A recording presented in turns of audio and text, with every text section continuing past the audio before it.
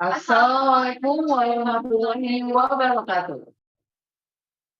Good morning, ladies and gentlemen. First of all, let's thank to the Almighty God for His graces and guidance so that we can gather and attend in this agenda in a healthy and safe condition. Honorable mention, Head of Communication Science and Community Development Department IPB University, Dr. Arya Hadi Darmawan, Executive Secretary of Department of Communication Science and Community Development, Hana Indriana SPMSI, Student and Disciplinary Commission Krithandini SSMPD, representative lecturers from Communication Science and Community Development IPB University, Dr. Anissa Utami Seminar, and representative lecturers from Universiti Putra, Malaysia, Dr. Diana N. Katimon. All the representative students from Kasetsart University, Thailand, all the representative students from Universiti Putra, Malaysia, student representative from Indonesia Student Association of Malaysia and Kasetsart University, and all the participants who joined the Zoom today. Thank you so much and welcome. So before we move to the next agenda, please let us introduce ourselves first. Hello everyone, my name is Gamal Nur Andika and my partner. I'm Lila Melita as the Master of Ceremony of the day, who will guide you throughout the agenda today in Building International Relations 2022. So starting our event today, let's pray together for the easiness and meaningful session ahead. Pray, begin.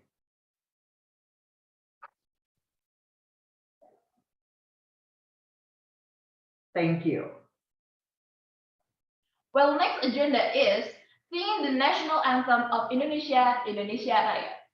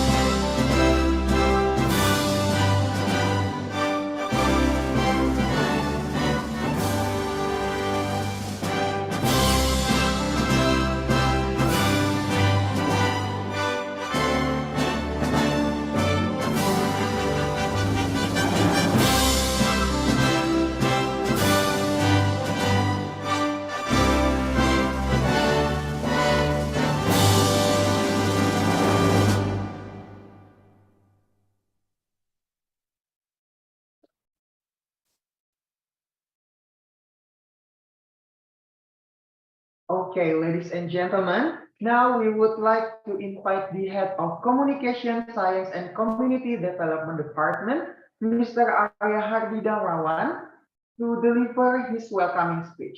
To Mr. Arya Hardi Darmawan, time and screen are yours.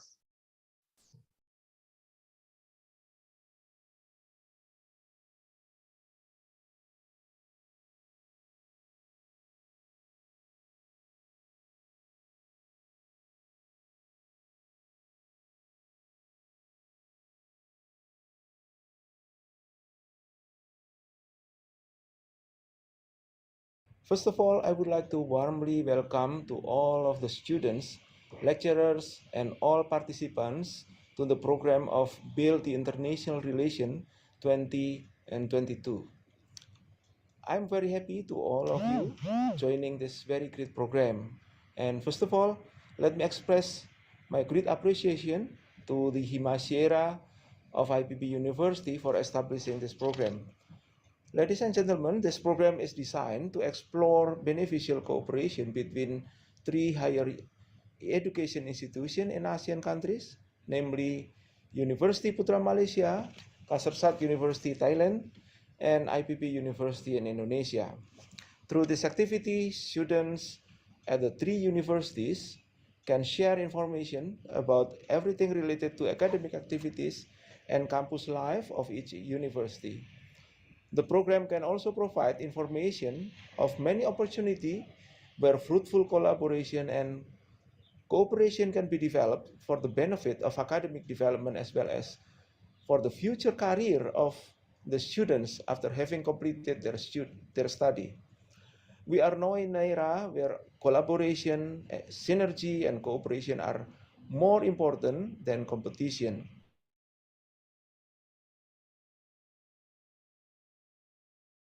Universities, especially in the field of student activities, will become closer and better. I wish all of you have a great exchanging information. Thank you.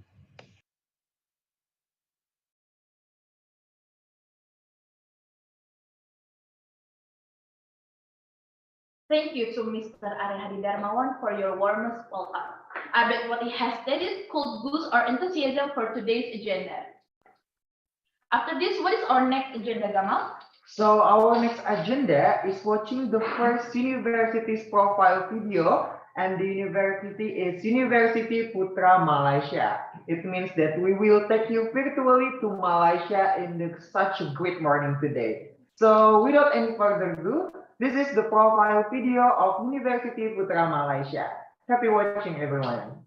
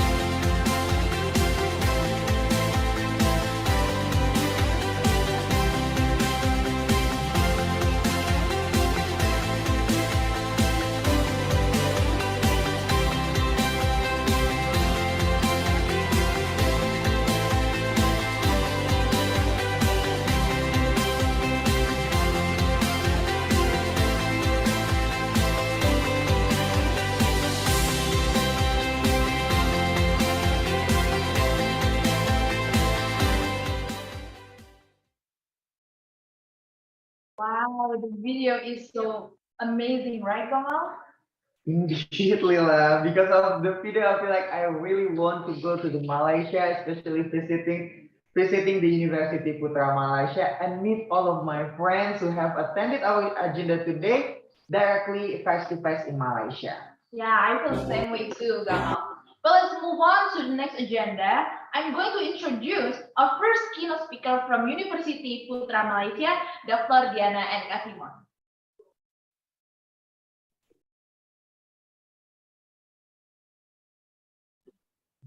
So shall I? Okay, hello, hi. Hello, Hello, Dr. hi, hello from Malaysia.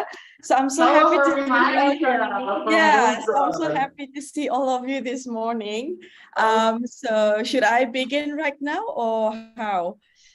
Actually, we have an introduction video Okay, of great. your So I'm here. curriculum vitae. Maybe we can present it first, and then maybe we can move to your presentation afterwards. Okay, Is sure. it okay, Dr. Diana? Sure. Okay.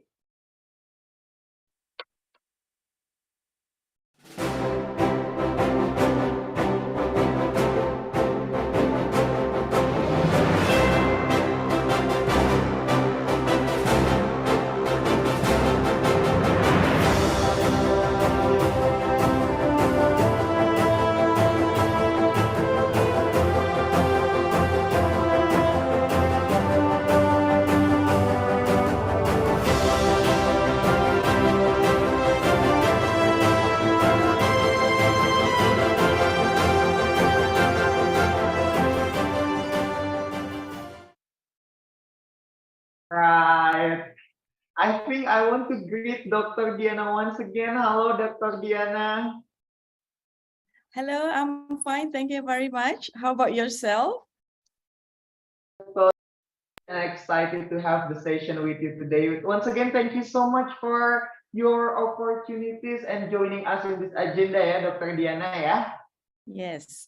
Okay. Are you ready, Dr. Diana? Yes, I'm all ready. And thank you so much for having me this morning as well. Okay, you're welcome. Okay, so now, ladies and gentlemen and everyone, we are going to listen to our amazing speaker today, Dr. Diana Kasimon from the representative of Universiti Putra Malaysia. To Dr. Diana Kasimon, the time and screen are yours. Okay, thank you very much. So I'm just going to be very short and brief. Okay, so let me just begin. Okay, all right. Okay, very good morning and salam sejahtera. So Professor Dr. Arya Hadi Darmawan, Head of Communication and Community Development Department, IPB University. Ms. Hannah Andriana, Executive Secretary of Department of Communication and Community Development. Ms. Chris Shandini, Student and Disciplinary Commission Department of Communication and Community Development. Dr. Anissa Utami Samina, Representative Lecturer from Communication and Community Development Department, IPB University. I also would like to acknowledge students representatives from Universiti Putra Malaysia and Kasetsart University, students of Communication and Community Development Department, student representative from Indonesia Student Association of Malaysia, PPI Malaysia, student representatives from Indonesia Student Association of Kasetsart University of Permita Kasetsart. Ladies and gentlemen, first of all, allow me to thank Himpunan Mahasiswa Peminat Ilmu Komunikasi dan Pengembangan Masyarakat, or HAMISIERA for short, for inviting me to this wonderful event. It is an absolute delight for me to be here this morning virtually for Build the International Relation, or BTR 2022. Although I wish that I can meet all of you physically in Indonesia. Hopefully one day we can meet for real. I think this is what we are all hoping for, right? For this morning, I would like to touch briefly on the importance of communication in aiding development and social change. I promise you, I don't intend to give you a full-on lecture on this topic and make you fall asleep. Let's break the formality, okay? So let's not to be that formal. So let's make it more casual so you can just ask me anything in my next session. I will try my best to make it as simple as possible, and I will share with you all some of the initiatives and activities that we at UPM have personally organized in regard to communication for development and social change. Ladies and gentlemen, let me begin by asking you, how many of you are aware that Malaysia happens to be the most obese nation in Asia? Any takers? We are the fattest in Asia. That is Malaysia for you. Anyone? Okay, I can see all the smiles right there. Okay. All right. Not really something that we would like to be known globally, but that's the fact. We even fight about foods in Southeast Asia, claiming the rights and ownership of certain dishes. So I think this is something that we all can relate to. You know, sometimes Malaysia will claim, oh, this is ours, and Indonesia will be like, no, that is ours. So you see that it's not anybody's fault. It's just that our love for food is a bit too strong. Don't you guys agree with that? Right?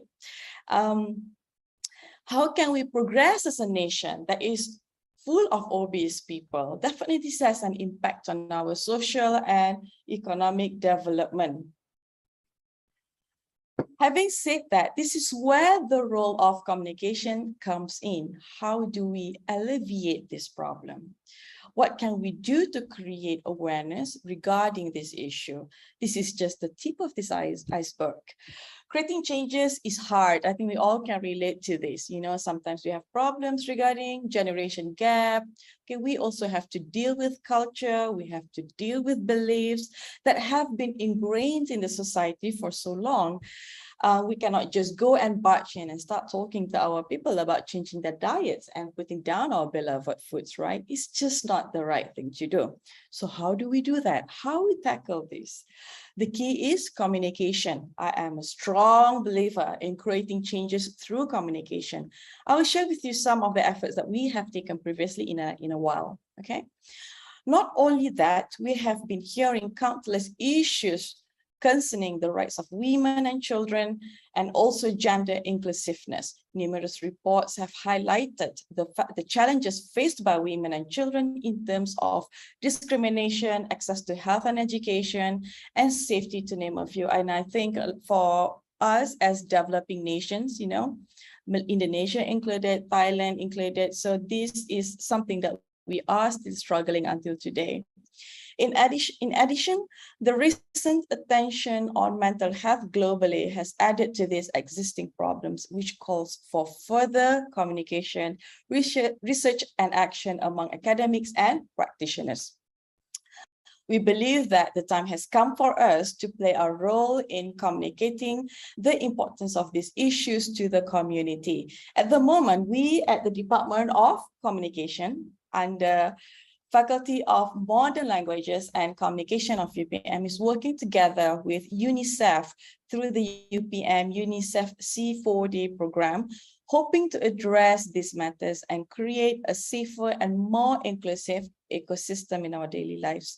This becomes our main motivation behind the formation of the UPM UNICEF C4D program. We aim to achieve our objectives by advocate, communicate, and empower.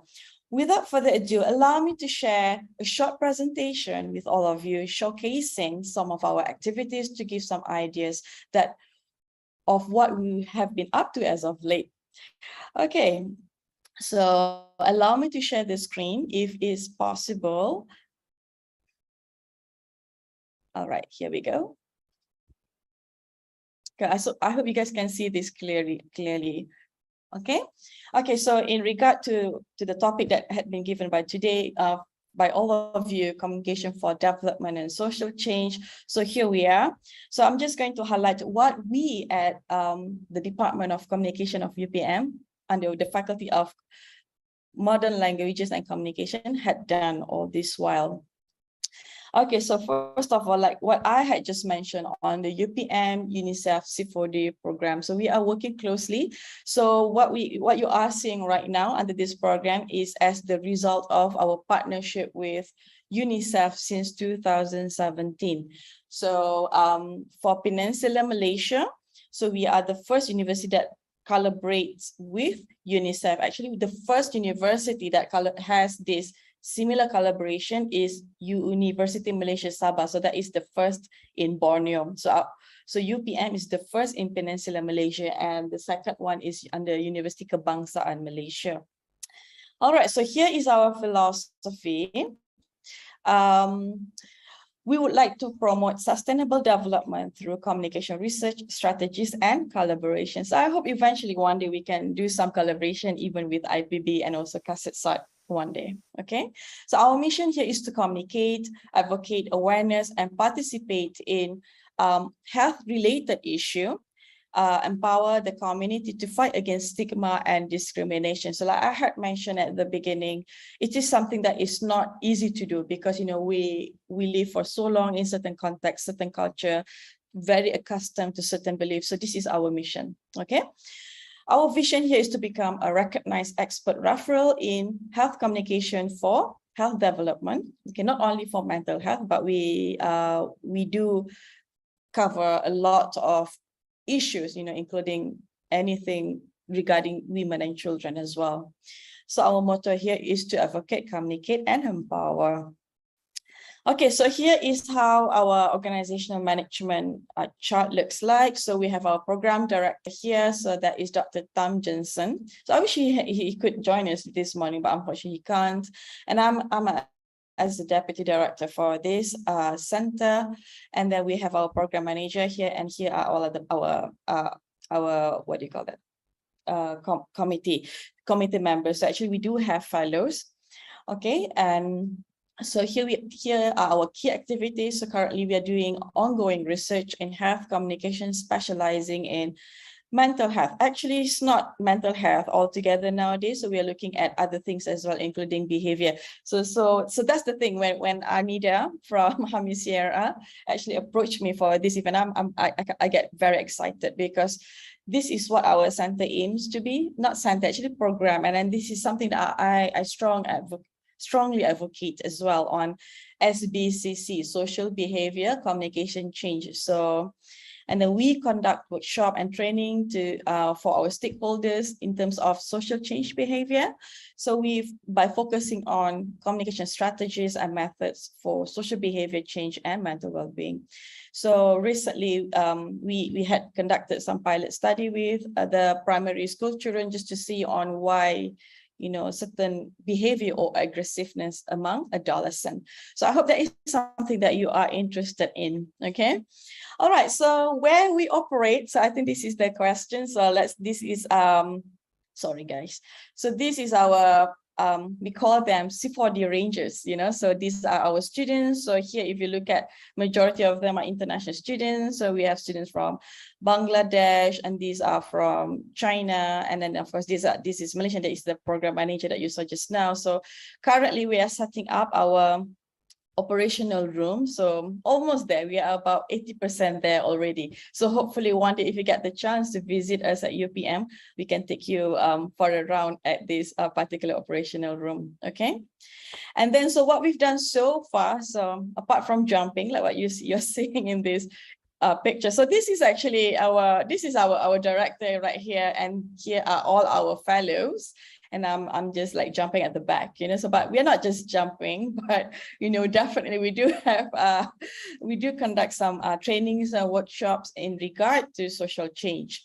All right, so here we had this in August. This is very recent at UMS, Universiti Malaysia Sabah. So we had this training of trainers. So this is the representative from UNICEF itself, and of course this is the joint collaboration between UPM, Universiti Malaysia Sabah, as well as Universiti Kebangsaan Malaysia. Okay, so based on the most recent big cross-institutional collaboration had been just recently, somewhere at the end of August. So we conducted basic SBCC workshop for nutritionists. Can you imagine that we are communication experts or practitioner, and then we do provide basic communication workshop for nutritionists. So these nutritionists are at federal level, coming from different states of Malaysia. So the one that you are seeing right now, so these So I am the main trainer from UPM unit. So actually together with this person right here. And then these are the main trainers from UKM, and this is one of our facilitators. Okay, so this is probably what we had seen. Is something that is a bit very exciting. So this is where we had trained our facilitator. These are our PhD students, international and local. So we had to brief them on what do you call that, on how we should do, how should we conduct, how should we interact with our nutritionists. So you have bear in mind, these nutritionists, they have a very strong science background. So we as communication practitioner, communication expert, just like all of you, we have to make sure that how do they understand this, in terms of communication, how we put away all the jargons or technical issues so that they will grasp the concept more. So this is on the day of the training itself, and we are the main trainers from UPM, and then these are our facilitators from UPM. Okay, but of course, there are other universities that were involved as well during that day.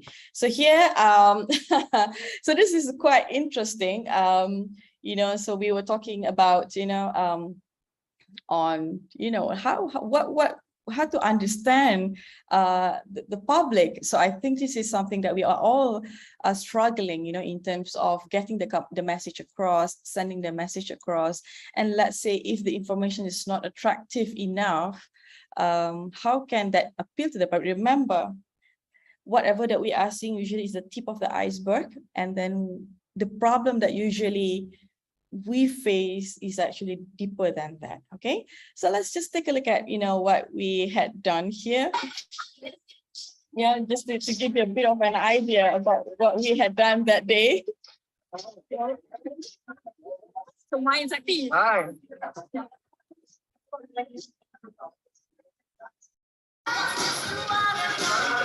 Okay, I'm sure you heard the name Sakti just now. That is actually an Indonesian PhD student.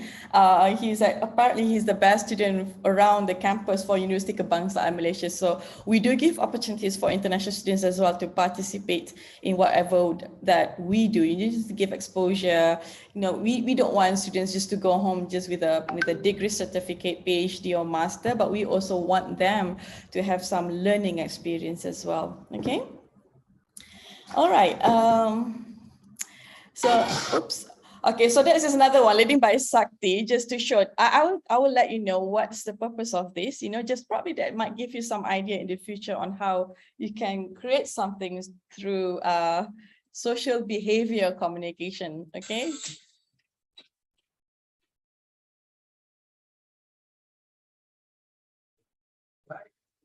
Yeah.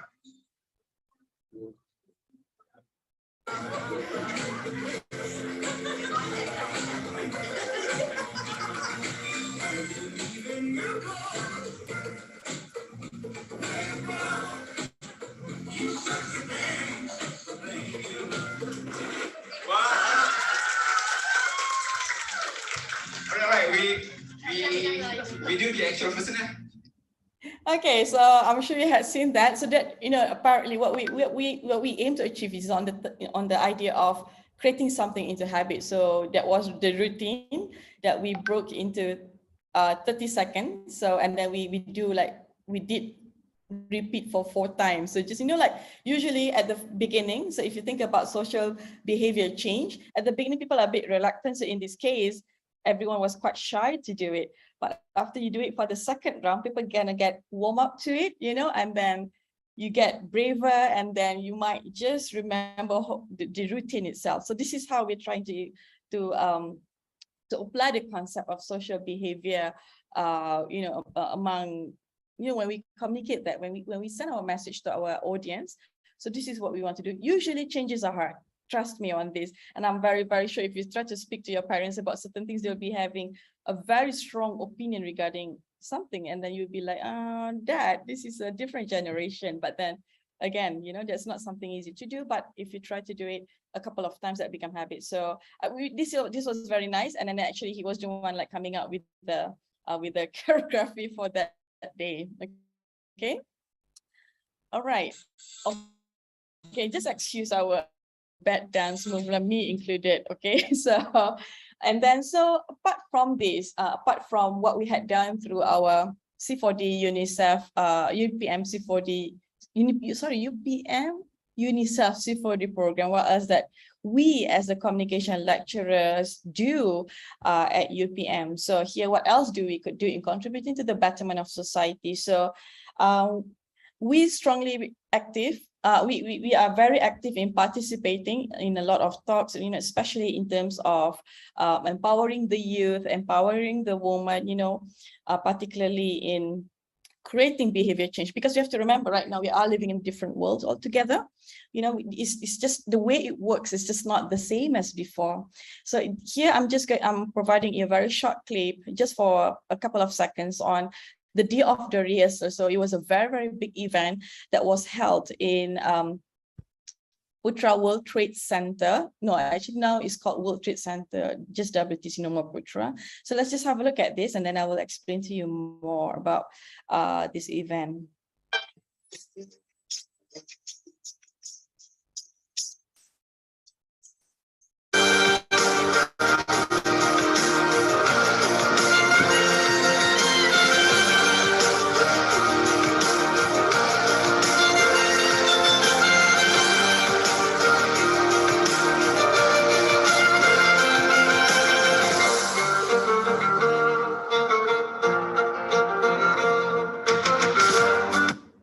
Okay, this is one of the, I think for me personally, this is the biggest convention that I had personally participated ever since we declared ourselves to be in endemic situation. So we were so excited. We all were very stoked about this event because you finally got the chance to meet people face to face, and it was a joint collaboration between the Ministry of Higher Education and also this Yayasan Juwita and another university as well. So it was very fun. So if you, this is me and another colleague of mine from UPM as well, and this is the main organizer for the event.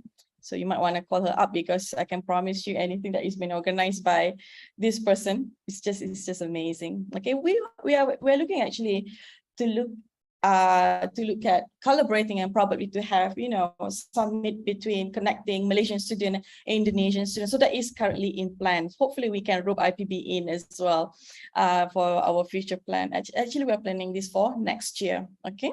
That is just a very short clip on the day of the event itself, during the Global Youth Summit. So right now the first summit was in Kuala Lumpur, and I think another one is coming up very, very soon. So we're looking forward for somewhere in October that is going to be held in Borneo. So participation for students is free and is open for international students as well. So this is something that is very exciting, because we wish for students to, to learn something out of this, like something that you cannot get from the university. So that is part of creating development and behavioral change as well. The way you look at a certain issue, the way the world is trending, what is being demanded by the market. So this is what we are looking for. And then, so of course, there are 7 or 8. Sorry, I think there are 8 sessions altogether. So ours is on panel session 7. So we were talking specifically on communication in the VUCA world, volatility, uncertainty, ambiguity. I'm sure we are all very familiar with this term. Okay. So hopefully one day we can get Kasetsart and IPB to join us as well, in this kind of event, because we are really passionate about, about roping young people, because you guys are the next generation is going to lead the world. Like we are all, the lecturers are getting older, and soon we need to find young people to actually replace us or to take over whatever that we are seeing at the moment. Okay. All right. So I guess that's all the very short ones. I would like to reserve the remaining time for Q&A or anything that you wish to ask. Okay, so I'm just going to stop the presentation and I'm just going to pass it back to our MC for this morning.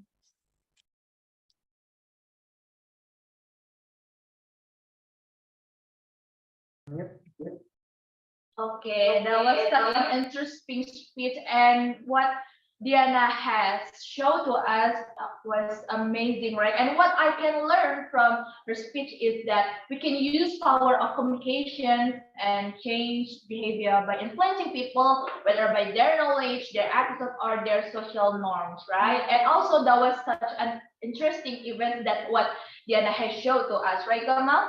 Agree, Lila. So I think I kind of encourage and interesting to join the event, Dr. Diana, because it's kind of interesting. The topic that bring up to the event is something that relatable and very useful to gain to expand our insight as the youth generation, not only in Malaysia and also Indonesia. And I bet all of this event could create such an impactful positive impact, of course, towards society, whether in Indonesia or Malaysia or Thailand as Or well. even the world. Yeah, or even the world in general. So, Dr. Diana, we will go to the question and answer session after the presentations of our representative communication and community development. So, maybe thank you once again. Thank you so much for your presentation. We are going to meet you again in the questions and answer session, right? Is it okay? Sure. Brilliant. Thank you. Okay. Thank you so much, Dr. Diana. My pleasure. My greatest pleasure. Please give your special reaction, clap hands or emotions to appreciate what she has delivered us today. Okay. And now we are going to watch the second university's profile video, Lila. Yeah, exactly, Gamal. So this is the video profile of Communication Science and Community Development Department, IPB University. Happy watching, everyone.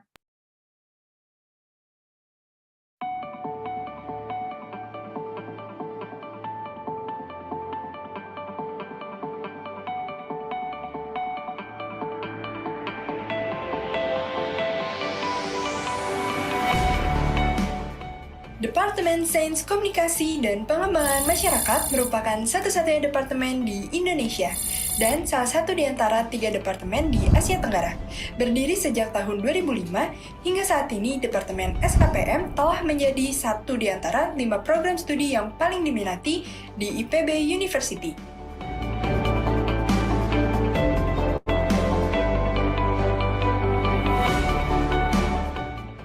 Departemen Sains Komunikasi dan Pengembangan Masyarakat mengelola program studi S1, S2, dan S3. Untuk program sarjana, ada program studi Komunikasi dan Pengembangan Masyarakat. Sementara untuk program S2, terdapat program studi Sosiologi Pedesaan, serta program studi Komunikasi dan Penyuluhan Pembangunan.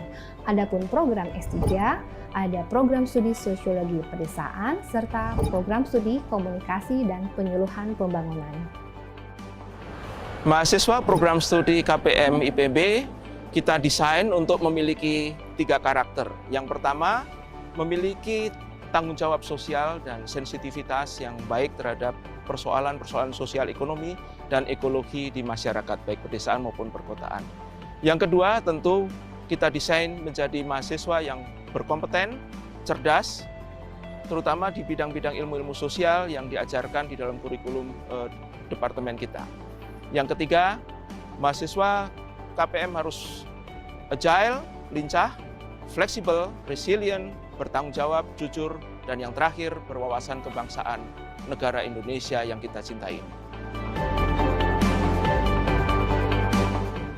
Departemen SKPM sudah meluluskan lebih dari 1.300 mahasiswa putra-putri terbaik bangsa. Sektor kerja para alumni SKPM juga beragam, mulai dari pegawai negeri, pegawai swasta, wirausaha, dan bidang lainnya yang terkait dengan keilmuan di SKPM.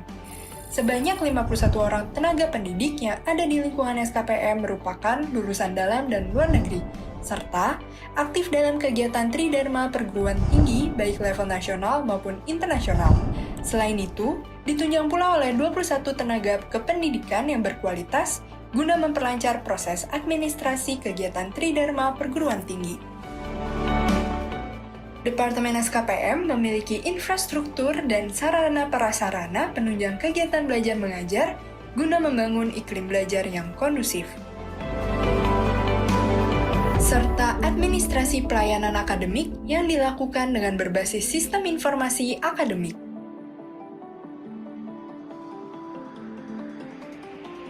Pembelajaran di Departemen SKPM menggunakan pendekatan student-centered learning sehingga mampu memberikan ruang bagi subjek belajar pada kondisi merdeka belajar. Melalui kegiatan field visit, pembelajaran secara teori yang didapatkan di kelas mampu diterapkan melalui praktik di lapangan.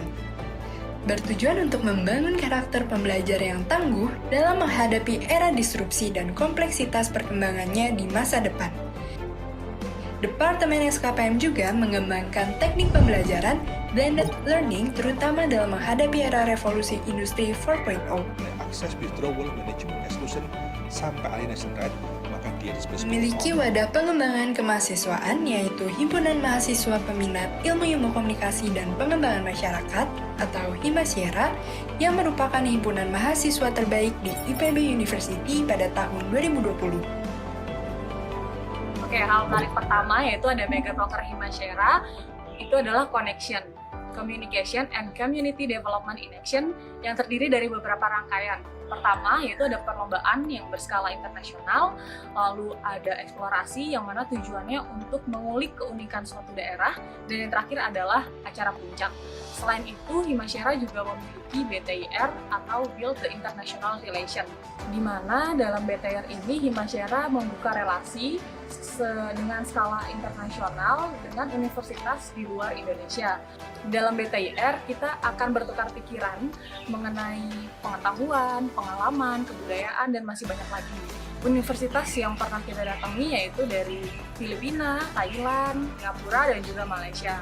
Dan yang terakhir dari Himasyera memiliki Himasyera Turun Desa, di mana dalam program kerja ini kita diharuskan untuk mengimplementasikan teori-teori mengenai pengembangan masyarakat, yang mana kita harus turun langsung pada masyarakat desa, yaitu di Desa Neglasari atau Desa Binaan Himasyera.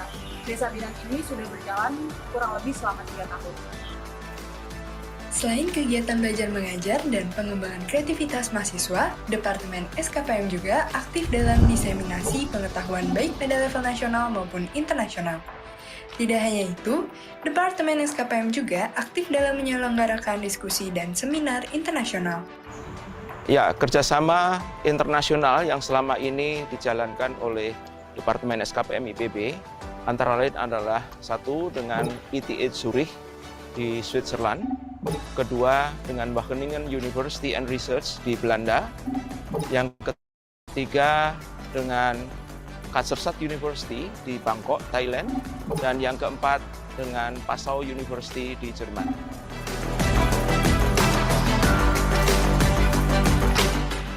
KPM itu penuh dengan warna. KPM itu adalah tempat untuk belajar, bertumbuh sekaligus berkembang. KPM itu mengabdi kepada masyarakat. KPM itu penuh dengan cerita. KPM itu komunikator pembangunan yang keren abis. KPM itu adalah tempat untuk berproses.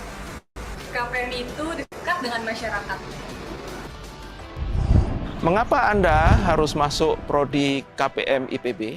Karena beberapa alasan. Yang pertama, program studi ini telah terakreditasi A oleh BAN PT sejak beberapa tahun yang lalu hingga saat ini. Yang kedua, Anda dibekali dengan kompetensi yang sangat mumpuni dengan ilmu-ilmu sosial yang bisa diterapkan sehingga ketika Anda lulus, Anda siap bekerja di lapangan dengan baik. Yang ketiga, mahasiswa prodi KPM IPB dapat berpartisipasi secara luas dalam kegiatan akademik di berbagai event di tingkat global dengan memanfaatkan jaringan kerjasama yang telah kami bangun dengan berbagai universitas ternama di dunia.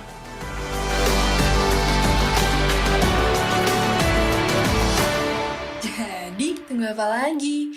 Ayo bergabung bersama kami di Departemen Sains Komunikasi dan Pengembangan Masyarakat. Alright, it's quite a very long video, 7 minutes to introduce about Communication and Community Development Department in IPB University. I guess everyone in this agenda has a little bit know more about the Communication and Community Development Department, right? So I think it is our turn to introduce our next speaker from Communication Science and Community Development Department, IPB University site, which will be presented by Dr. Anissa Utami Seminar. So this is the profile video of Dr. Anissa Utami Seminar.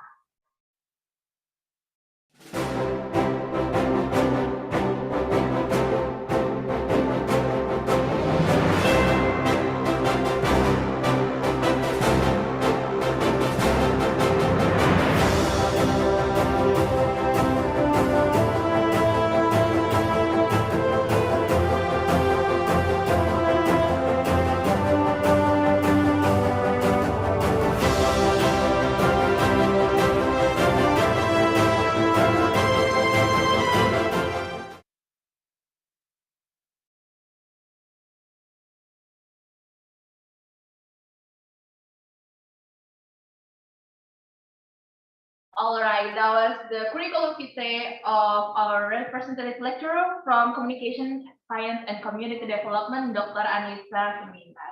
Hello, Bu Anissa Seminar. Are you with us today? Yes, hello everyone. Good morning. Morning, Bu Anissa. Okay, are you ready, Dr. Anissa, to present your presentation today and have the session with us? Yes, of course. More than ready. Anissa is ready? Yeah. So here it is, the speech from Dr. Anissa Seminar as the representative lecturer from Communication Science and Community Development, IPB University. Okay, thank you. So hello everyone. Hello, Dr. Diana from UPM. I've heard your speech, and you had shared with us about communication development and social change that already been done in UPM, and I'm very curious to know more about your project and your research. I'm very happy to hear what you have done in UPM. So I would like to say hello to everyone, students from IPB University, students from UPM. I see some of the participants joining here, and also students from Kasetsart University. So maybe I'm a little bit serious because I talk about the concept of communication and communication development and social changes, but let's just see what we are going to discuss later on. So I'm going to share my presentation. Please wait a minute.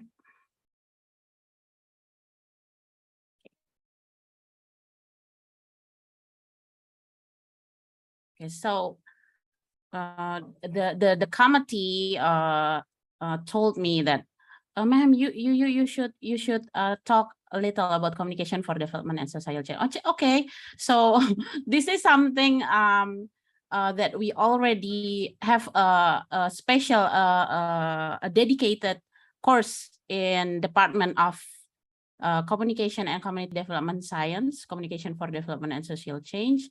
And our department is under Faculty of Human Ecology, so we also talk about human and its relation with environment, and we also have the same topics with UPM, just like you shared about nutrition. I also have some research about that. Maybe we can talk later on about that and possible collaboration. And I'm sorry if I have background noises because all of my daughters are having fun in the background. Okay, so I'm very sorry.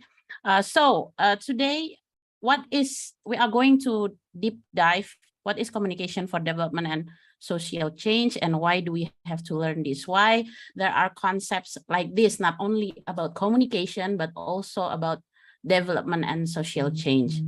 So before we start talking about the concepts, I really want the participant to type down the number that really reflects your mood. All right, now please choose 1, 2, 3, 4, 5, 6. Arum, the head committee of Btir is, you know, she have to smile, big smile. If not, how about the team? Okay, thank you. From UPM 12, so are you grinning or this is there are no meaning, okay? Just choose the pictures just for having fun, okay? Some of you choose 5, some of you choose 5. Yeah, a lot of you choose 5.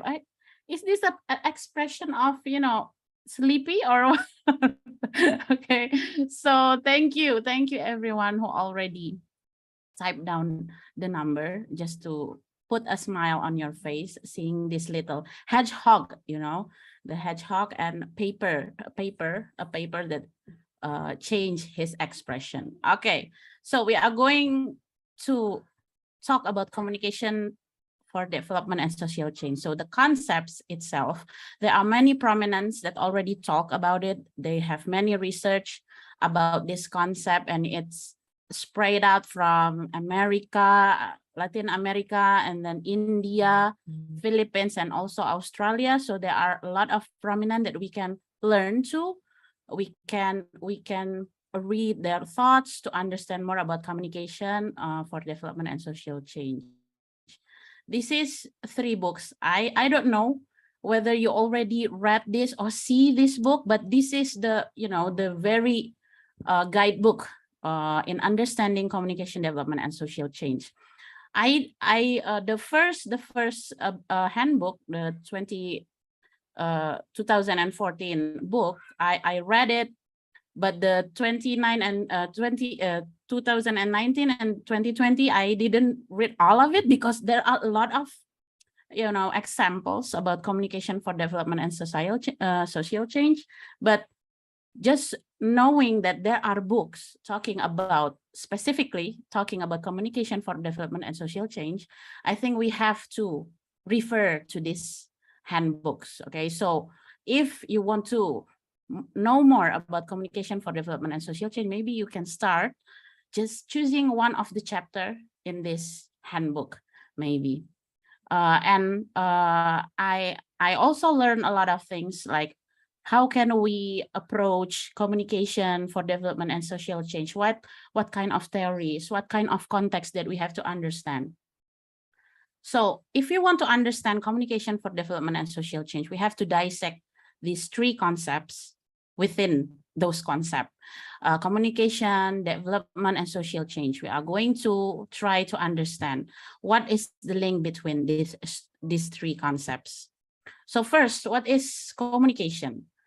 So maybe we already know, all of you, you are communication students. I think you already understand that communication talks about interactions, network of social relationships. It builds our culture, it builds our relationship. So you know that communication is part of a social process. But also communication, we can see it in terms of media. We can see it from a perspective of a media. What kind of media, what kind of channel that we use to build those interactions, to build the social relationship, to build collective efforts or collective actions. And also communication is used for influencing and sustaining development. Just like what Dr. Diana already said, what can we do to alleviate nutritional problems or maybe other problems, gender problems or poverty problems?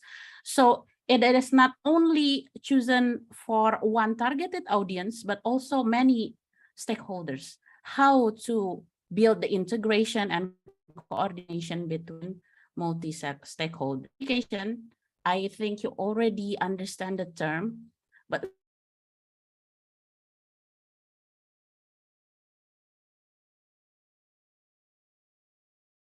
we can, and then we go to the, you know, some of scholars. Okay, sorry, maybe I have some problems with my internet. So development is seen as something you know, some of the scholars, they thought that development is something that come from the West. So development is a very westernized, and they thought that the cause of underdevelopment is the backwardness of the developing society. So there are something that they are not right seen by the Western people, you know, by the white people. So they thought if they are backward, we can just transfer all of our technology, our economical system, our political system to the developing country under the assumption that all of the country have the same characteristic, have the same problem. So all of this political system transfer will be the answer of the problem.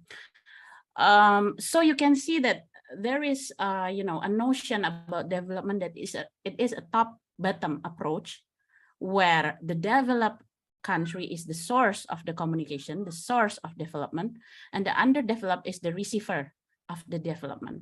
This is something that already, you know, known by many scholars, but they also try to make it neutral, because this concept, anyway, there are many top-bottom approach in our country, right? In Indonesia, I think also in Malaysia, there are many programs that use the top-bottom approach, and it's still going on. We cannot reject this kind of program, right? We cannot reject this kind of approach. So how about social change? If we know that development is a top-bottom approach, the transfer of system, transfer of knowledge is enough. So why we use other concepts such as social change? So if we try to understand what is social change, so social change, it could be changes in this 4 level. I think some of you that already take SBCC course, you already know this layers. So this represents level, each circle, the individuals, interpersonal, community, or enabling environments such as policy, you know, and then technology or religion, culture is the enabling environment. So the social change might be happen in this one of these layers or all of the layers. So if we talk about social change, there might be, if we see it from the space perspective, it could be a micro, a meso, a macro level. And then the speed, it could be slow or fast. Is it an evolution or revolution? The direction, it could be top, bottom, it could be bottom up. Okay, so social change is changes that happen maybe in one of the levels or all of the levels. We could see that maybe right now we see that technology has been have been giving a really a lot of changes in our lives, right? From the individuals until the enabling environment, until the policy. So we could see that social change also become the umbrella term of the development. We can see it like that. And then we can also see that the social change not always in a peaceful way. Okay, it could be violent, demonstration. You know, it could be part of driving the social change. Okay, so if we want to try to understand what is development and social change, so development and social change is the significant change of structure, social action, or of the culture in a given society, community, or context. So if there are changes about how people behave, how people perceive some culture, how people perceive policy, so it is driving the changes, okay? And then if we try to understand that development is something that really top-bottom approach, something that we should, you know, we should reject. I think we should start to see that development itself, the development perspective itself, is also done by people, but the one who have have power, and they want to try to give some changes that they thought is the best for the society. So when we talk about development and social change, we have to understand that there are two perspectives or contradicting perspective to understand these two concepts. And development and social change is also have the same notion with empowerment, the ability of people to influence the wider system and take control of their lives. So if we want to talk about the change, if we want to talk about development, there must be some effort, collective effort, to understand the system. What is wrong about the system? How should we change it? How should we work together to change something in order to make their life better? Okay. So I already talked about the three concepts. So now what is communication for development and social change?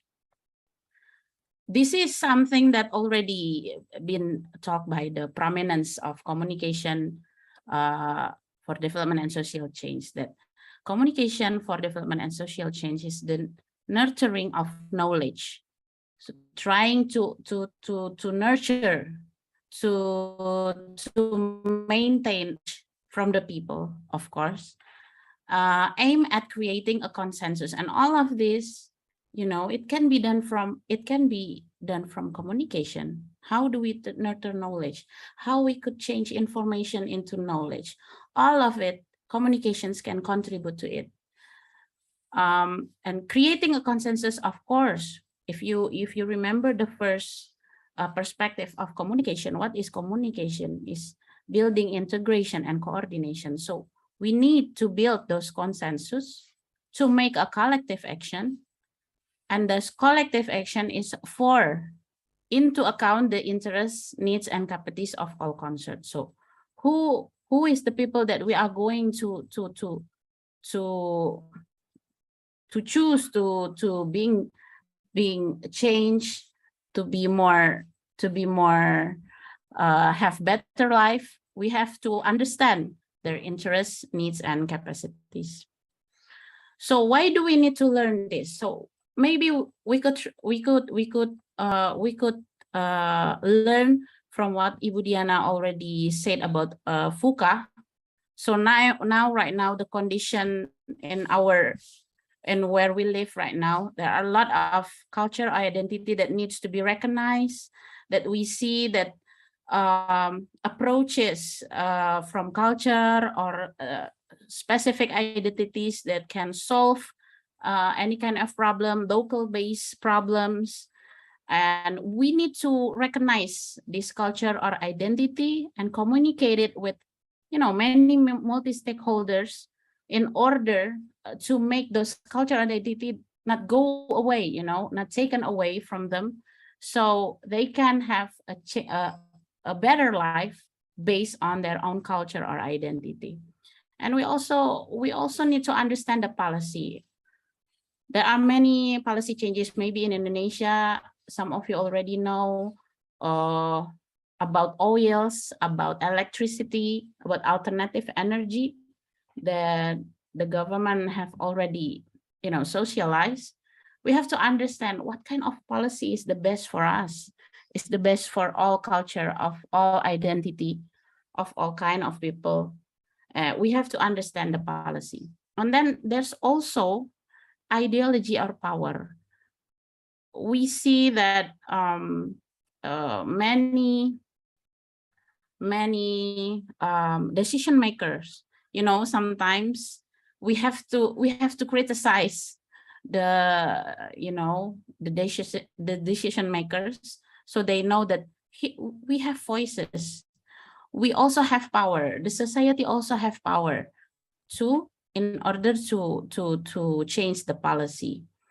And also the concept of sustainability and resilience. So that the policy sometimes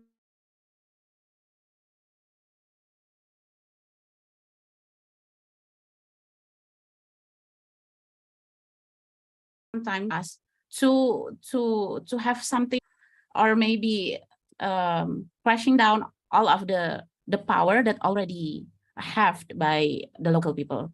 So we need to learn communication for development and social change in order to work the system, to change the system. We have to understand the system and change the system, and all of it can be done by communication.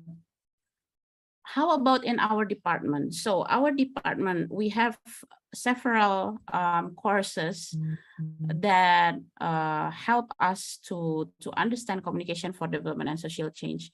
We also have international courses for international students, such as social change, human ecology, gender and development, and other courses, of course. But all of these courses are followed by a practicum. So not only theories that we learn here, but we also go to the field. We go to rural areas, we go to small business holders to understand their problems, and it's for all the courses. So IPB University really have experiences going to the field, because all of the courses drives them to do that, to become closer to the society. And we also have international research collaboration. This is just some of them. Some of them are listed here, but we also have collaboration about urban farming, nutritional issues also, and all of those are inspired by communication for development and social changes. I think that's all from me. Thank you very much. I hope you understand, and I hope you have a good time. Thank you.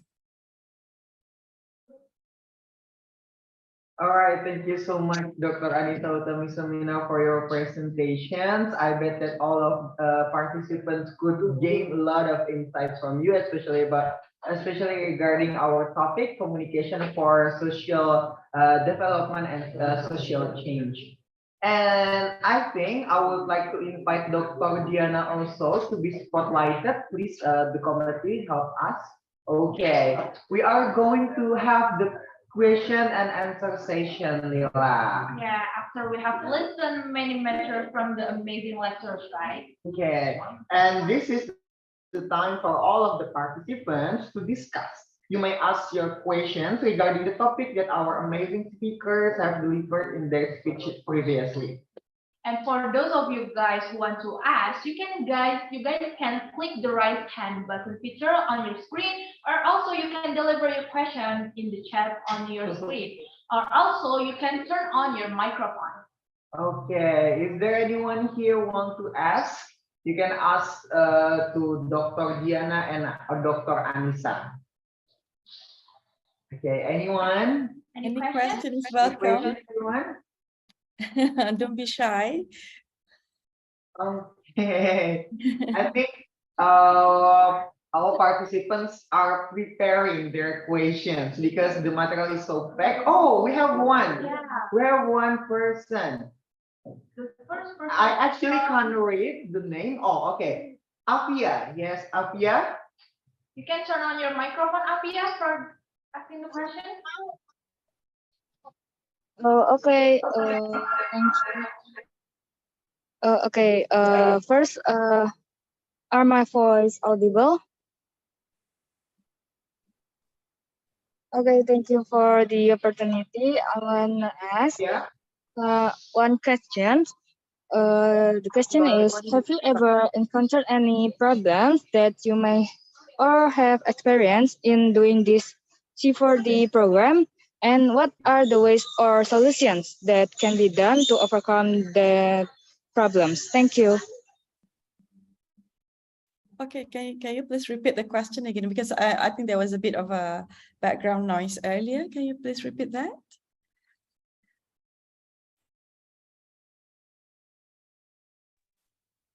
Yes, ma'am.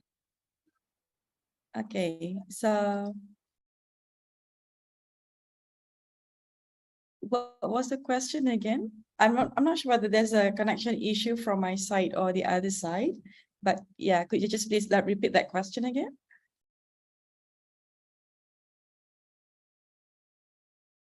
Okay, let me repeat my question. Okay. Have you ever encountered any problems that you may or have experienced in doing your program? And what are the ways or solutions that can be done to overcome the problems? Thank you, ma'am. Okay, thank you, Afia, for the wonderful question.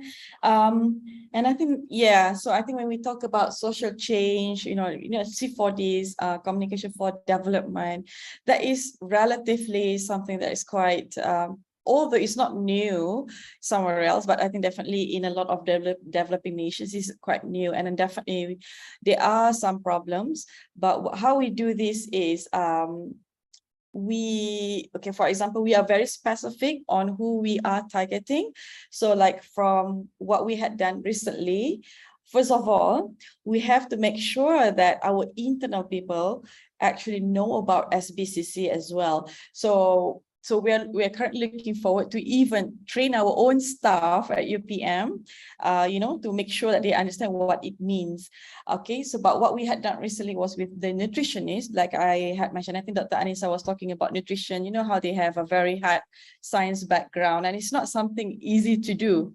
So when we conducted our training with them, so we had to be very layman about it, so we cannot give them a very technical or jargon terms because they definitely cannot grasp the knowledge itself. So another thing is I find that, in our countries, Malaysia and Indonesia or Thailand included, so we are very strictly adhered to culture. So that's very important. We cannot be very direct and straightforward or otherwise people will recoil. So we have to make sure that, it's not about so much about what you say, but it is how you say it, just in order for them to see why this is important, we have to demonstrate and on how this is relevant to them. So by, when we do this knowledge transfer, if we start talking about, we do have knowledge about communication development and social change. However, if we don't demonstrate the importance and how they can apply that in their work, they might not be interested because they'll be like, why am I learning all this? What has this got to do in my line of work? So that aspect on the trainers themselves, like myself, is very important. We need to speak their language as well. Okay, so otherwise, we are communication people, so we are very used to certain theories, certain concepts. If you're trying to be very communication with them, they might not be interested. So the best approach on how to overcome this is by speak from their language, see from their perspective. So this is what we are doing. And then plus when we train our nutritionists, because they actually deal with people from rural areas, sometimes they are not all of them are based in urban areas, but most of them are based in rural areas. So when we impart this knowledge, we are hoping that they can actually expand the message to even people from the rural area who probably don't have any access to internet connection, who probably might be illiterate. So this is what we are trying to do right now. So we are trying to create, from our part as UPM, UNICEF, C4D, we are trying to create, how to say this, we are trying to have more people with SBCC knowledge, as many as possible. So this is the current aim at the moment. Yeah, I hope that answers your question, Afia. Yes, ma'am. So clear. Thank you so much. You're welcome. Okay. Much, Dr. Diana, for your answers. I feel I can quote some sentence that you have mentioned, that it's not about what you say, it's about how you say it. It's communication, right? It doesn't matter about the message. If they can't understand the message, it is important for us to know how to deliver the message. the channel that we use and how to demonstrate what we are going to tell them. Like it is a social change in social and behavior change, right? So it's kind of involving many aspects. You just can't yeah, it's kind of complicated to do. So you have to, is it right? Yeah, you have to do like, yeah, you have to consider many things before you finally trying to tell them what to do, right? I agree with you. Okay. Yeah. So for the next question. For the next question, is there anyone want to ask, or maybe? Oh, okay. From Kasetsart Universiti, Ipadia. Okay. Okay. First of all, can you guys hear my voice clearly? Okay. Thank you for the opportunity. So I'm Adiba from Kasetsart University. Actually, I just wonder about one thing, that is there any way that we can notice about we are going the effective communication or not? Like maybe there are some indicators that we can notice that it's an effective communication or not, because sometimes we are overboard and then sometimes we don't say that what we're gonna say, but because distracted by many stuff. So please kindly answer this question. Thank you.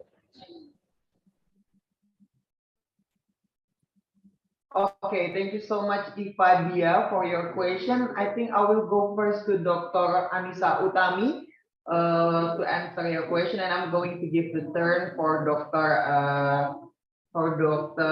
Diana. Okay, so thank you, Gamal, and thank you for the question, Ifadia. Dr. Diana, please. I'm going to answer this first. How do we measure our communication effective or not? So before we communicate with people, we have to understand the audience. We have to understand.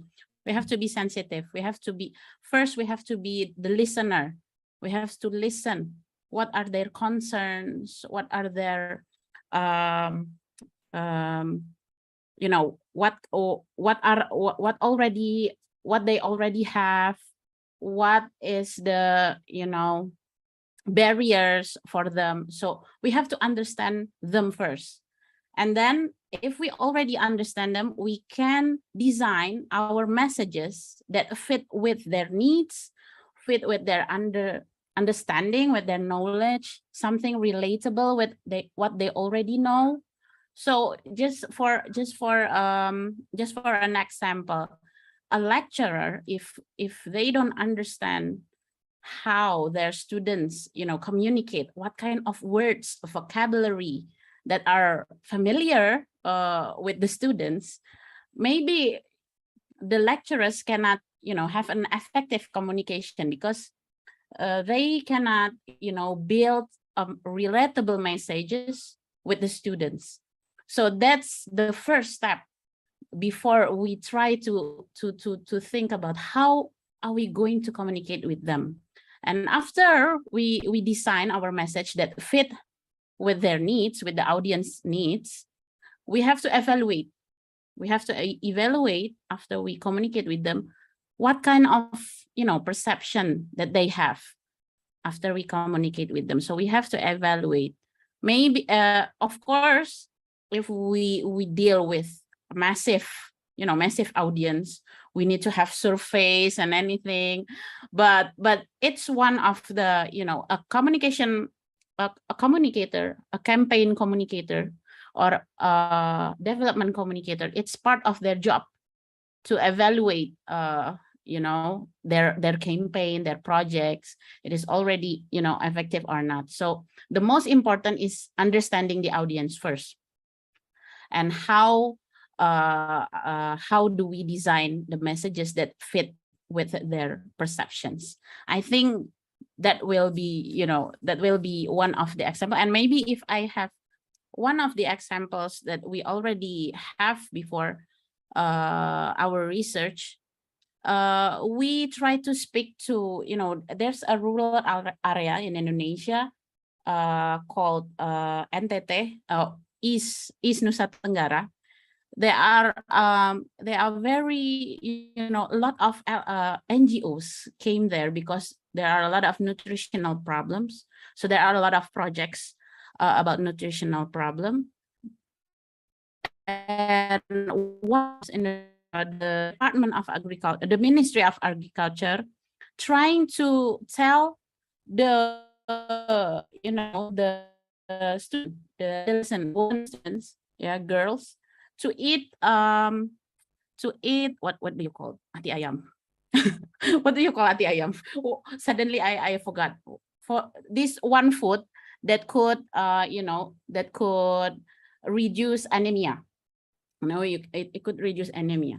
But in East Nusa Tenggara, there are no chicken, so they cannot eat ati ayam. Okay, they cannot eat part of the chicken liver. Okay, chicken liver. Okay, so they cannot eat them because there are no chickens in there. If they have chicken, they are raising them and they are going to sell them, not eat them as a food. So it is. We are trying to communicate something that not relatable to them. That's one of the example. So giving chicken liver, telling them to eat chicken liver is not relatable. It's not going to solve the problem. That's what I can share with you. I hope it is understandable. Thank you. Okay, thank you so much, Dr. Anissa. If I can conclude, we have three, right? First is knowing your audience, and then designing how you deliver the message, and the third is evaluate the perception of the receiver. So it's going to help you to measure if the communication, whether it's effective or not. So maybe I will invite Dr. Diana. Is there any? Okay, thank you to the MC. Yeah, I'm very interested in what Dr. Anissa had mentioned regarding this nutritional issue, because definitely we are struggling on anemia as well in Malaysia. I thought that was quite surprising because at the moment there are three main nutritional issues in Malaysia, which are obesity. This is just a bit crazy if you think about it. Number one is obesity, and we also have stunted. I don't know what is it the same in Indonesia? So it is the same. I think this is the same. I think we're going to have a lot of bahasa, right?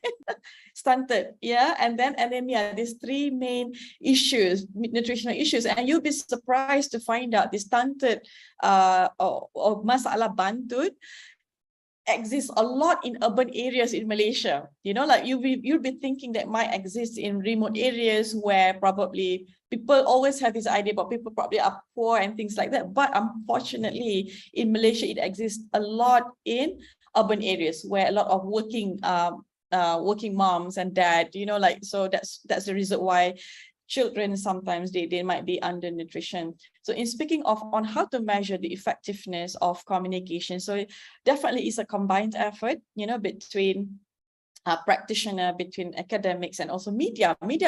Media plays a big role in here, but unfortunately I find about media is they are more interested in things that are more sensational. You know what I mean? Like it's less educative, I find. Like we need media to help educate the public. So this is where the media's role comes in. Okay, and then from what I can gauge as well, sometimes the issue of nutrition, for example, we are just going to give an example of nutrition because that is something that we all can relate, like something that Dr. Anissa has done as well as part of her research, is from the nutrition or from the Ministry of Health side, for the fact that when they disseminate information, they use a lot of science jargon in there. So I'll give you an example. During my training with the nutritionist, so the boss was there present as well. So I was just showing some of the examples of the communication collaterals that they had prepared previously. So I showed the example and I started reading out loud. And as you read it out loud, it sounded more ridiculous because they wanted to talk about bad sugar, but instead of using the word sugar, they used the word monosaccharide. It was monosaccharide all the way. So So just imagine, let's say if you have to talk to about this to rural person or rural individuals, or probably some from grandfather or some grandmother, like for example Halwa, you know, like let's say if you have an elderly living with you, and then suddenly you start telling your grandmother, Nene, or I don't know, is that Nene for you as well, like grandma? Do not take monosaccharida, it's bad, it's diabetes. Can you imagine if you start talking in that language? It's not effective, definitely. So sometimes the problem is from the you know, the side of the people who are supposed to send the message effectively to the public. So the way we are looking at this is, how many, okay, let's say if you're coming out with certain campaign, especially targeting at social behavioral change, we're looking at certain timeline. So let's say if you do it in the interval of 3 or 6 months, we are looking at, have the cases gone down or the cases are still up? So that is one of the indicators of, you know, how you can measure whether your communication is effective or not. You know, and then probably you might want to see how many people are actually getting themselves checked. So another main issues in Malaysia is the anemia among women in the reproductive age. You know, like so they don't want to take zinc, what do you call that, zinc supplement, because they feel that's disgusting, it's gross, it's giving them side effect, whereby it's not even dangerous, it's just that probably it makes them a bit uncomfortable while taking zinc supplement. So again, so that's how we can measure that, how many pregnant women still have anemia, or probably, you know, the case have gone down. So this is one of the good indicators of how you can measure whether this whole communication for change has take effect. So I hope that answers your question. Thank you. All right. So much, Dr. Diana, for your inputs. What we can gain from Dr. Diana is that the important roles of the media to expand the audience so that more people can get influence and can get the message, right? And how to measure is that to compare between the past and the present condition of the objectives, where we intended to change, where as the objective of the changes itself, if there are any changes that it could be effective. If we want to lowering the cases, if it's slowing down, if it's decreasing, then it's going it means effective. But if it's not, yeah, maybe we have to, you know, we have to evaluate and then pick the technique or the methods that we are using from the past. So thank you so much, Dr. Dian, and also Dr. Anissa, for the answer. I think it's a very exciting session and questions. I think we are going to have another participants who want to ask. All right. Okay. There is Arneda from IPB University who want to ask. Please turn on your microphone to ask your question. Okay, previously we'll want to say thank you to the MC for the opportunity. First of all, I'm Arneda from IPB. I would like to ask a question to Dr. Diana about your program C4D. You have mentioned about media. My question is, do you have any tips for parents to use media as an educational tool for their children? Okay, that's my question. Thank you. All right, thank you. Thank you for this, Arnita. So when you say about media, so we have to define that slightly on what sort of media are we talking about, providing them with tablets or any electronic devices. So we have to think about that as well. So I think before we actually can jump into the use of media itself, I think we need to make sure that the children, you know, like they have something that is a bit off, that is offline first, you know, before they can go right away to media. Because, you know, like, you know, there's always a saying about everything begins from home. So I think it's important that this whatever that you're trying to inculcate has been inculcated based on do that. But for me, if you ask me personally, it's important for the family as an institution to have certain values, then only we go to media.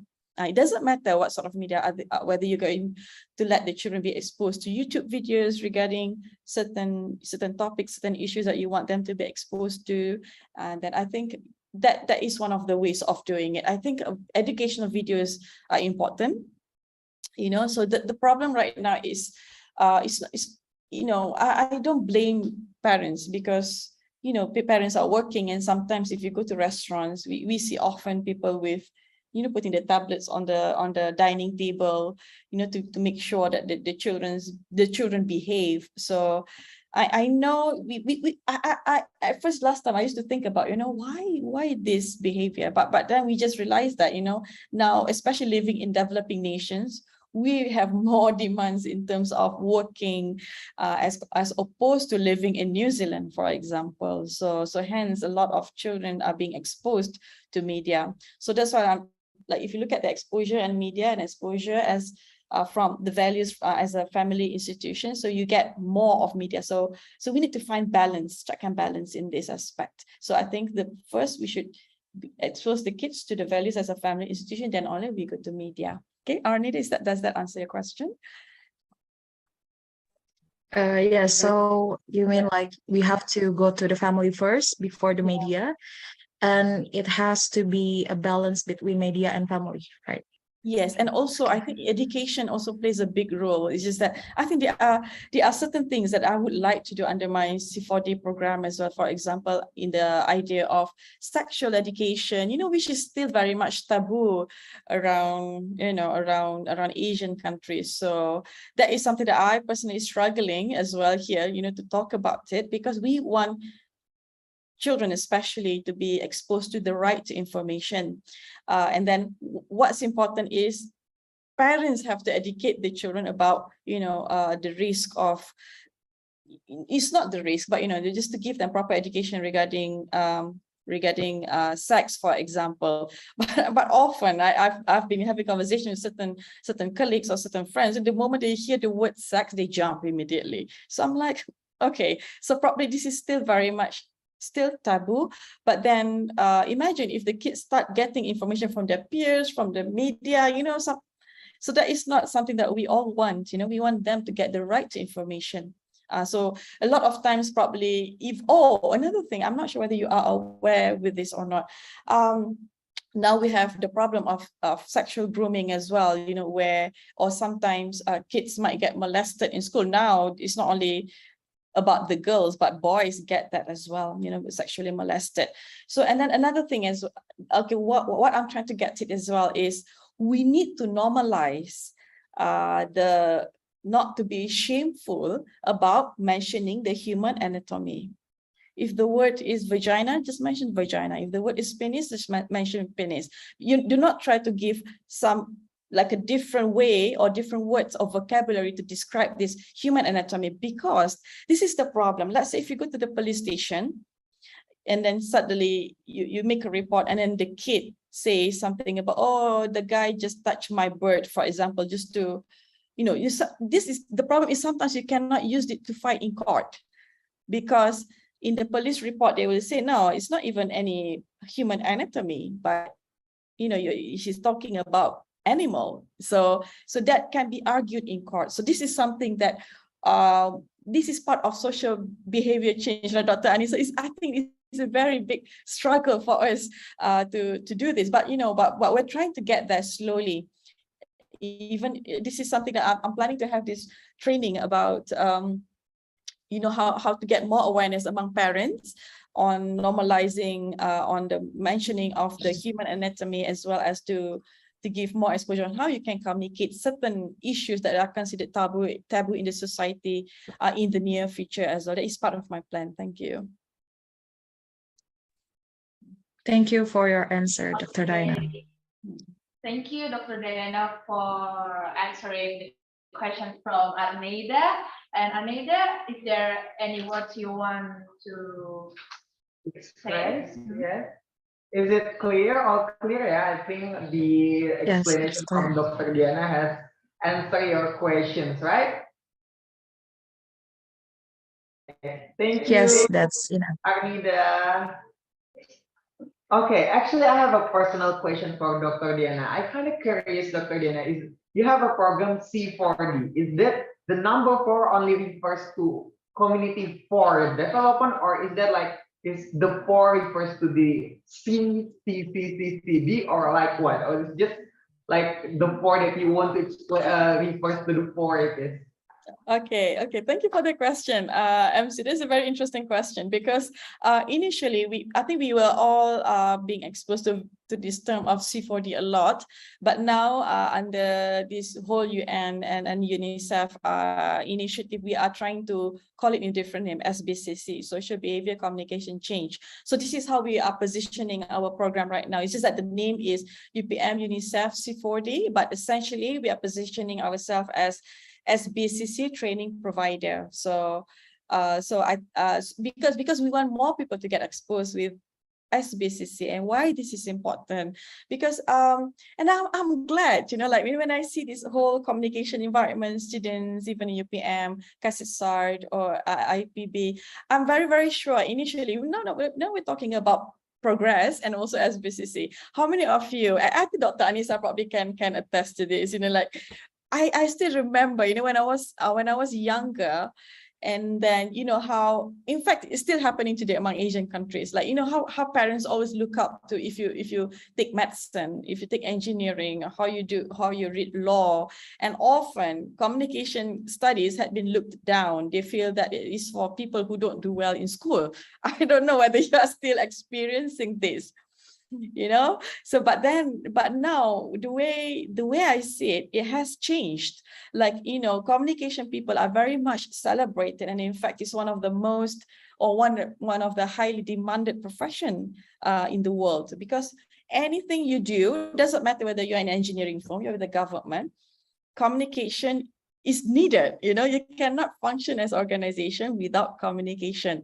So this is what we are trying to communicate with the public. Doesn't matter whether you are in health sector, you are in oil and gas, and whatever industry that you are in, communication is the key.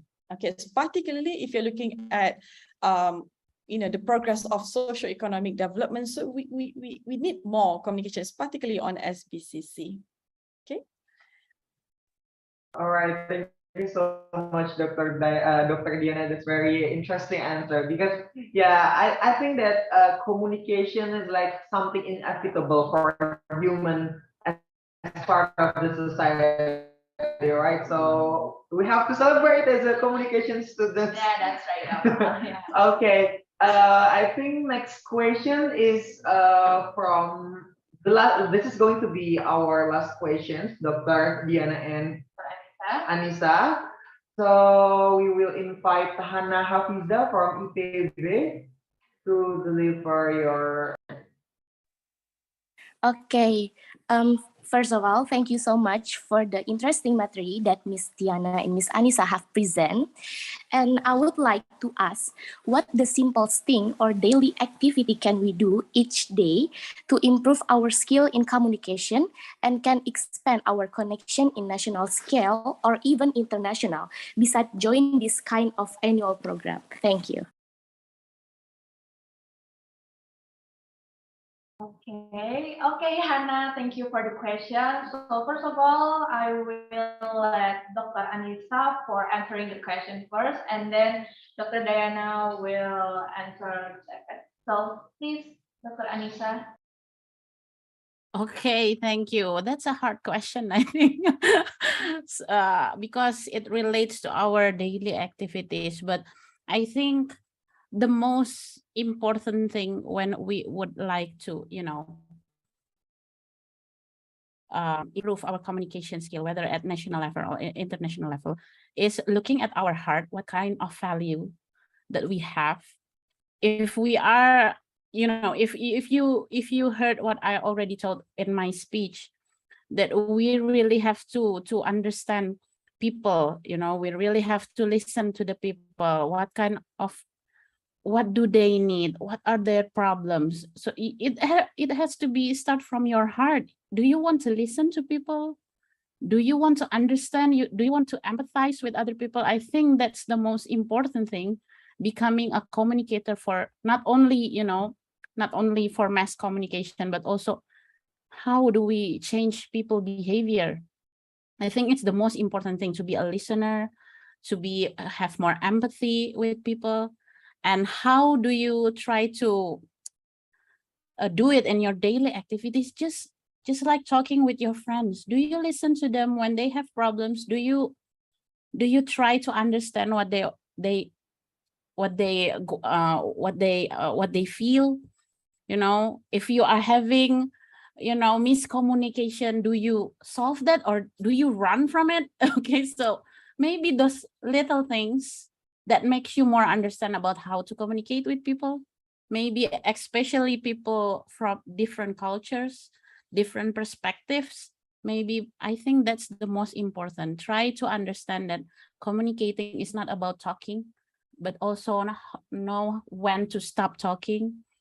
Also, when should I listen to people? Where should I give my, you know, should give comments? I think the most important thing is those, you know, those values. How do you see communication is important in your life? I think that's the most important. I don't know about the national or international level. All of it is more of a confidence. Like, I want to learn something. I want to get my voice there, you know, it's more of a passion, you know. So I think that's what I can, you know, share to Hannah about how do we perceive communication as part of our life. Thank you. I hope it answer your questions. Okay, that was such an interesting answer, right, Gamal? Thank you, Dr. Anissa, for answering the question. And then I will let Dr. Diana for answering the question. Okay, hi Hannah. So this is my answer to you. Like I'm going to, for me, I'm a very practical person. So because if you try to improve your communication skill, communication is a practice-based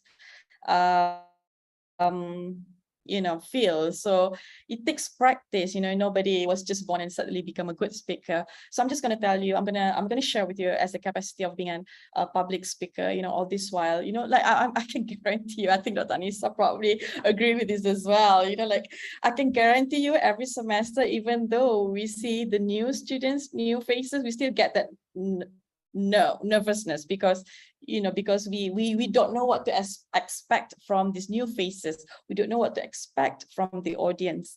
So the way how you can improve your communication skill, number one is you should be able to read the room. Doesn't matter whether in the capacity of interpersonal, usually in interpersonal, or even if you are trying to speak in front of public and speaking engagement, you need to be able to read the room. You need to observe the mood in the room as well. Okay, so as you can do as a daily activity in terms of improving your skill, for me personally, reading is very, very helpful. Okay, so let's say if you, okay, you know, the thing about the most amazing thing about human being and also our ability to speak is that we often don't realize the physiological aspect that we have within ourselves. So let's say if you have a very important speaking engagement to do the next day or a big presentation, you cannot just wake up the next day and go for your presentation, because that is going to change the sound of your voice. You know, probably you tend to get more nervous because you are not well prepared. So the way I do usually, in fact, before my session right now with all of you this morning, I need to warm up a bit of my voice to create a bit of a confidence. So the way you do it, generally, have a text in front of you, read it out loud. You know, just to give your voice a bit of a warm up, you know, then you just realize you sound more confident that way, rather than you just woke up, you know, because I know that this event is in the morning and then suddenly you sit in front of everybody or stand in front of everybody and start talking. You're going to start hearing all this hoarseness, you know, all this weird sound coming, and it's just not clear at all when you speak. So one of the ways is to warm up your voice, and then number two is work on your articulation. So again, through reading it out loud, so how you can pronounce the words better. So that is one of the ways how you can do it. Okay, and then plus another skill that this is probably, it takes experience to learn, but is on how you can, like, I remember I'm a believer of it. It's not so much about what you say, it's about how you say it. Okay, so this takes experience to master. You know, like the same thing, but it's a different way of saying. For example, if I say to Arnida, like instead of Arnida, pick up the cup right now, or which one sounds better? Like, Arnida, could you please help me pick up the cup and put it in the sink?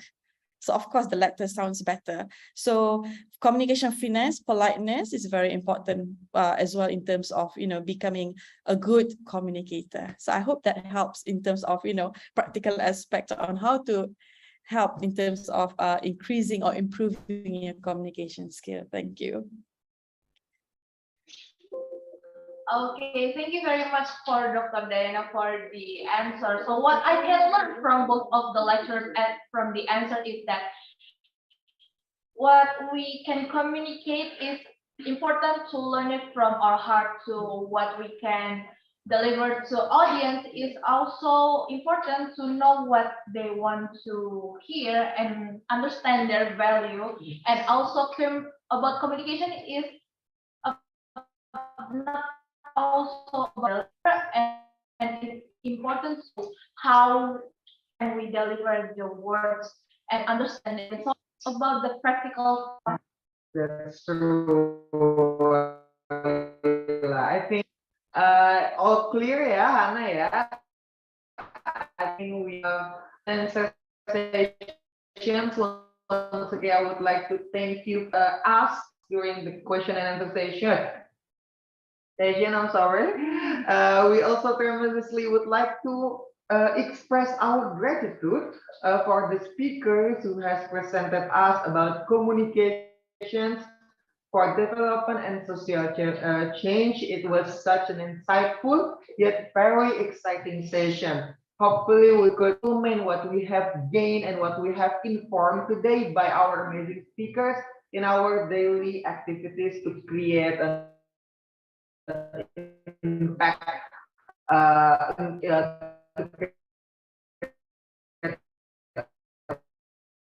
positive impact in our society. From us to the lecturers in this Zoom today. Arum, as the head of the committee, you may show the certificate and virtual gift. Hello, Dr. Anissa. Okay, jadi di komite next slide.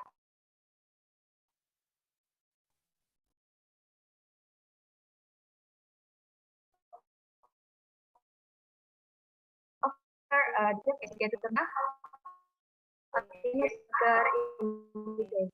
Thank you, Dr. and for the committee, can you show us for the documentation? I will guide and count down. 3, 2, 1.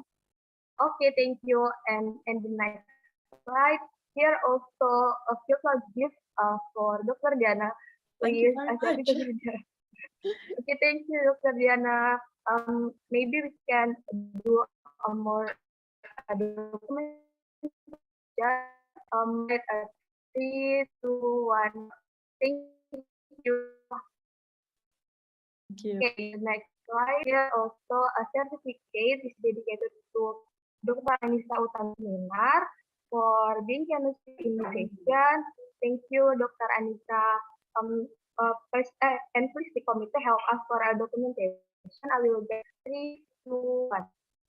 Thank you. And in the next slide, here also a virtual gift for Dr. I will get documentation. 3, 2, 1. Thank you, Dr. Anissa. Thank you, Dr. Thank you for having us. Okay, so that was the certificate handover from the committee and to the lecturer, Dr. Anissa and Dr. Diana. Okay, next.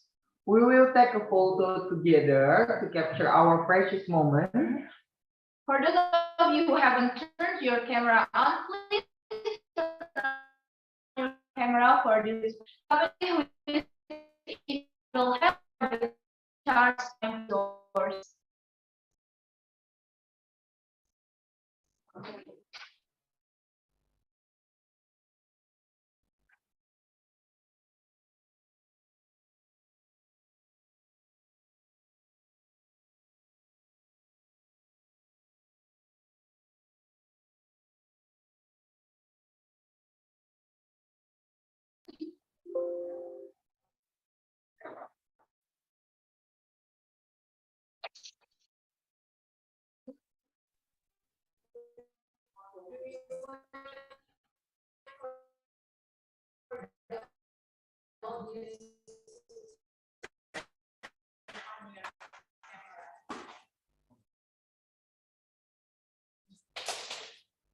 Okay, please the sharing session. The documentation. Okay, 1, 2, 3. I have been unmuted. Okay, Okay, now it's turn. Okay, thank you so much once again for all the participants and also for those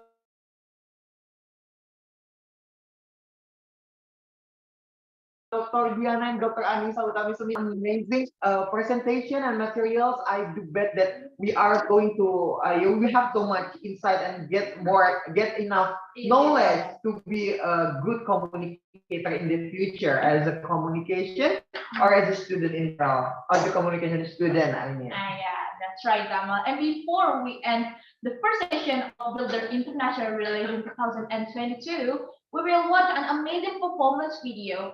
And also to remind you all, there will be a second session of Build the International Relations 2022. So please, to all of the participants, stay in this Zoom, especially for the students. Well, I am Mila Melita as the Master of Ceremony for the event and my partner of the day. I'm Gamal Nurandika. On behalf of the committee, we would like to apologize if there are any mistakes and technical errors during the agenda. Hope we can meet again in the future and we can visiting each other in the future non-virtually. And stay healthy. Goodbye and see everyone. Wassalamualaikum warahmatullahi wabarakatuh. Ladies and gentlemen, please enjoy our special performance.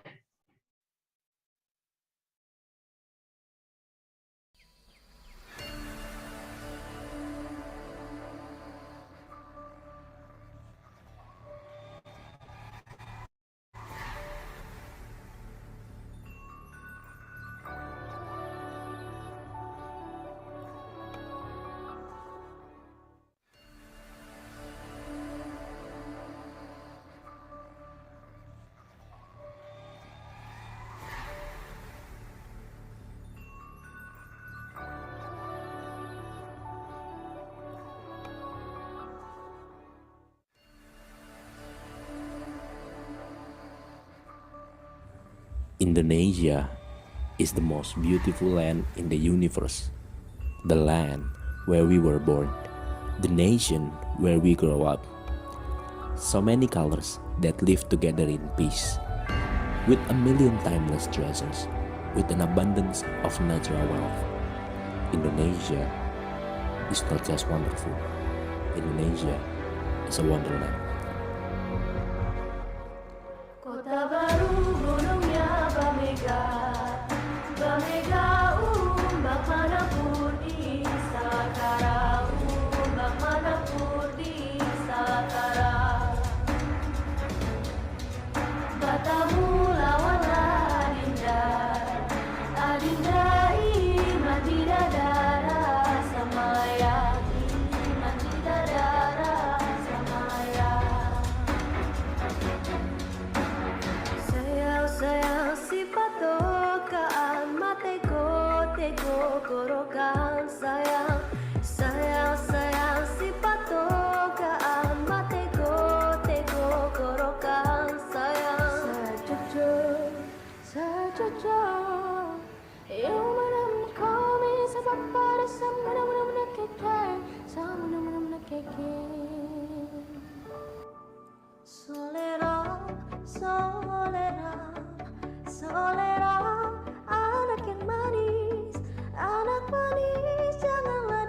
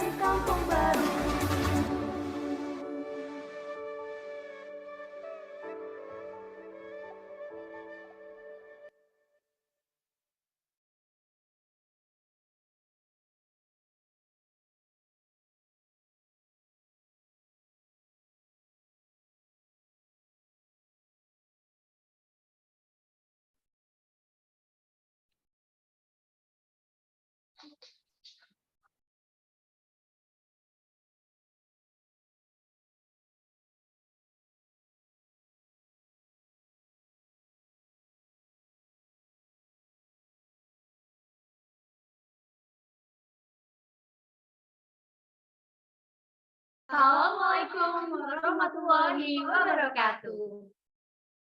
First and greatest, we extend to the presence of God Almighty because of His grace and guidance, so we can gather at the International Relations 2022. The Honorable Head of Communication Science and Community Development Department IPB University, Professor Arya Hadi Darmawan, Executive Secretary of Department of Communication Science and Community Development, Hana Indriana, SPMSI, Student and Disciplinary Commission, Krisanini, SSMPD, Representative Lecturer from IPB University, Dr. Anissa Utami Seminar, and Representative Lecturer from Universiti Putra, Malaysia, Dr. Diana N. Kasiman, all the representative students from Kasetsart University and Thailand, all the representative students from Universiti Putra, Malaysia, student representative from Indonesia, Student Association of Malaysia and Kasetsart University, and all the participants, welcome to the event. Okay, first let us introduce ourselves. Hello everyone, my name is Regita and my partner. Hello, I'm Safa, who will guide the Build International Relations 2022 on this second session. Well, Regita, before we continue, I have a little fun game. Actually, it's just a simple game to do. Okay, yes, you're right, Safa. So I will explain about the rules of the game, ya, Safa. There will be a keyword of the game, and we will use the reaction feature in Zoom. But we have the keyword. If I say, the keyword is I said. So if we don't say I said, you guys must use another reaction. All right. For the committee, please follow me for the example. For the example, I said thumbs up. So you guys have to choose the thumbs up reaction like this. But if I just say thumbs up, you have to choose another reaction except the thumbs up. Do you get it, guys? Okay, all right, that's cool. So can we play the game right now, Tapa? All right, all right. I'm gonna go first. The first reaction is clap. Okay, you guys are so cool, right, Regita? Yeah. Maybe we can next. I say thumbs up. Okay, you guys already understand the game, ya, Regita. Yeah, Safa. Okay, maybe we can moving on to the next agenda, Safa. Okay, let's move on to our next agenda. The next agenda is greeting from our head of Commit Build the International Relations 2022. Dear Arum, time and screen are yours. Okay, hello everyone. Good morning. Assalamualaikum warahmatullahi wabarakatuh. First of all, I would like to thank the representative lecturer from UGM, Dr. Diana Kasiman, the representative from IPB University, Dr. Anissa, the representative student from Universiti Putra Malaysia, representative student from Kasetsart University, PPI Malaysia, Kasetsart, and all the participants who have joined the Build International Relations 2022. So, basically everyone, Build the International Relations is a comparative agenda taught by Himasyara, the undergraduate student association of Community Development Department. Every year, Build International Relations build a collaboration with state universities in East Asia, namely Kasetsart University Thailand and Universiti Putra Malaysia. I hope that through this event we can increase international relations and know more about the culture of this country, and hopefully we can get exposure in the future and able to always speak in Thai. I think that's enough from me. Please enjoy this event, everyone. Wassalamualaikum warahmatullahi wabarakatuh.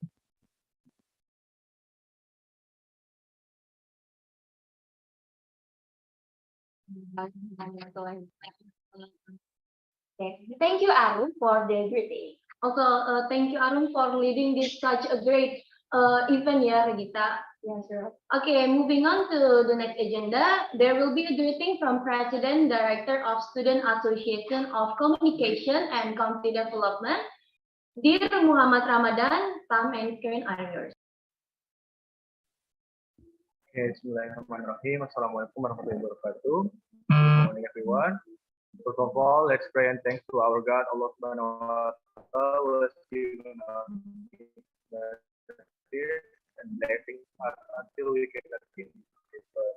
In this event, our agenda is focused about sharing information about everything related. So let this be a learning experience.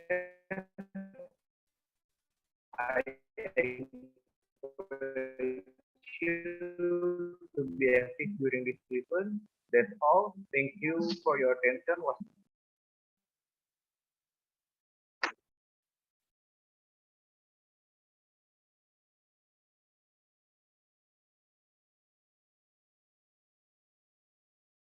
Okay, for that, thank you Muhammad Ramadan for the greeting. Okay, now we have arrived at the main session that we've been waiting for. So now is sharing session, student of Kasetsart University and also Universiti Putra, Malaysia. Yeah, you're right, Sapa. First, we have our friends from Kasetsart University. Hello, guys. Hello, guys. I'm Liu from Kasetsart University. Okay, perhaps we have to know each other. Can you guys introduce yourself first? Okay, so I'm studying in Faculty of Social Science. My department is law. I'm in my third year this year, and next with my friend. So let's be the guest. Hello everyone. My name is Tilawan. You can call me Tila. I'm a third year student from Faculty of Social Science, majoring in sociology and anthropology from Kasetsart University. Nice to meet you all. Nice to meet you. Nice to meet you all. Okay, so I We can practice the way they greeting. Let's go. Kapunka. With you, Liu and Tira. Okay, thank you guys for the introduction. So I have to tell you guys about this session. This session is time for sharing about each other campus. You guys can tell us about your campus life, your daily activity that relate with study and many more. Okay, all right, Safa. For shorten this time, I think we will open this sharing session. I have first question for you guys. How is campus life in Kasetsart University or in Thailand in general? Okay, I will answer this question. Actually, Kasetsart University is located in capital of Thailand, which is in Bangkok. Actually, Bangkok is kind of busy city, but our college life is quite simple because our university is located not in the center of Bangkok, but in like a side near another province of Thailand. So our college life is quite simple. We just having fun. We can go everywhere because our transportation is really comfortable for the students. Okay, as for myself, actually, I was living in Bangkok. I am from the other province, which is a countryside. So comparing the countryside to the capital is really different because in countryside, you know that the transportation it wasn't this convenient. In Bangkok, such as Kasetsart University, we have a lot of cars, a lot of trains that can reach to the university and reach to many places. So the university life, I think that is quite like more convenient for us. We can go anywhere, we can go everywhere. I feel like we can go and do anything within our plan. Oh, that sounds great, yeah, to be college student in Thailand or live in Thailand. All right, we also have our friend from Thailand. Hello, Adiba, are you with us? Sorry, can you hear me? Yes. Okay. I'm Ifadia Fatin Adiba. First, I would like to apologize because now I'm have some business, so that's why I maybe a little bit non-focused, but I will try to have this sharing session with you guys. So I'm Adiba, you can call me Adiba. I'm from food science in second year in Kasetsart University. Nice to know you, Adiba. Yeah, nice to know you. Maybe Adiba explain ya how campus life in Thailand. Okay, so for me that come from Indonesia, like guys, so it's a little bit different from Indonesia, but not too different. It just like similar, like maybe because we are in Asian countries like Malaysia too, and also Indonesia and Thailand. But the first thing that I noticed in Thailand is the language barrier. So I struggle a lot in that, but it's kind of fun to learn about Thai language, which is five tonal or five tones, and you guys have different meaning of each tones. So what can I say about living in Thailand right now is very fun. Thank you, Adiba. Okay, thank you, Adiba, for sharing. It makes me want to know about the language in Thailand, yeah? Okay, maybe next, Papa. Okay, I also have a question. How is the cultural and environmental in Kasetsart University or also Thailand in general? Okay, I will speak for as the topic of cultural. Actually, Thai culture, we live like a family. As we go to the university, you feel like you lost. Here by yourself, you are alone, but actually it's not. For example, in my faculty, they had a program, even though that we have an advisor, right? But it's more special than that because our advisor is not just a normal advisor. They will not just give you advice in study. They will be your friend, your mental friend. They will keep up with you with everything that you do. They will like have a suggestion for you what you should do and what you shouldn't. And they also have a group chat keep up with you every time and every term. They will also look after your grade and look after you. You need any help, you can just ask them. And they are so friendly, like you feel like you have another parent that's looking after you, even though you are not with your parent in this. Yes, and as my friend said, like international student may struggle in Thai language, which is really hard. Even for me, I'm Thai person, but Thai language is really hard to understand sometimes. But I think everyone agree with this. But international student, if you study in KU, but in KU we provide a program called KU Buddy for international students that me and Liu have joined like last semester. We're going to help international student learning in Thai, take them to explore our Thailand Export University and teach them about how to live in Kasetsart University. Yeah, I think cultural here is like family. Even me and Liu, we live in a different department. She's from law and I'm from sociology, but with the culture that is like family, make me and Liu become really best friends.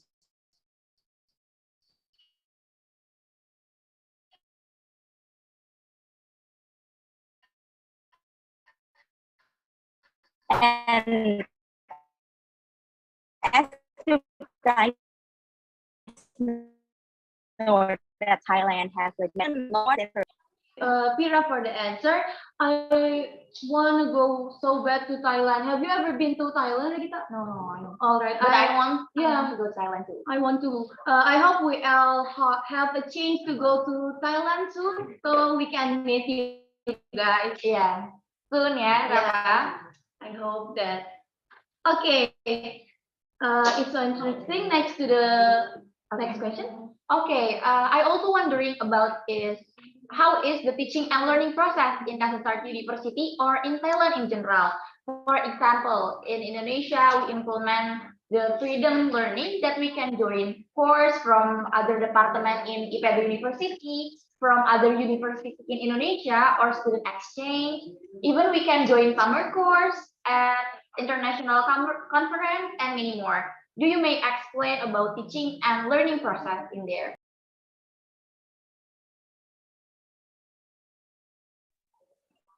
Actually, teaching and learning process in Thailand is quite similar from Indonesia. Actually, we have 2 semesters, which is from June to October and December to March. Yeah, and but it's different from international student. International student, we have like August to December and January to maybe, I'm not sure, May. I'm not sure as well from international student. But learning process in Thailand, if you a chance to meet an international student too, we have like a lot of programs, a lot of conference. Like me, like yesterday I got a chance to going to UN with the TSSC Expo conference. I think I think KU study process give us a lot of opportunity to explore the world and to exchange opinion with everyone. Okay, as John said, it's like a class skill classes that you can learn from class, but also Kasetsart University also have special lectures which teach you soft skills such as like communication skills and presentation skills. They will provide you every skill that you need for after you graduated to have that skill, so you can work in every job that you can like you aim for. So aside from the class skill, they have many activity and many clubs that will also provide a lecture for you that you can join.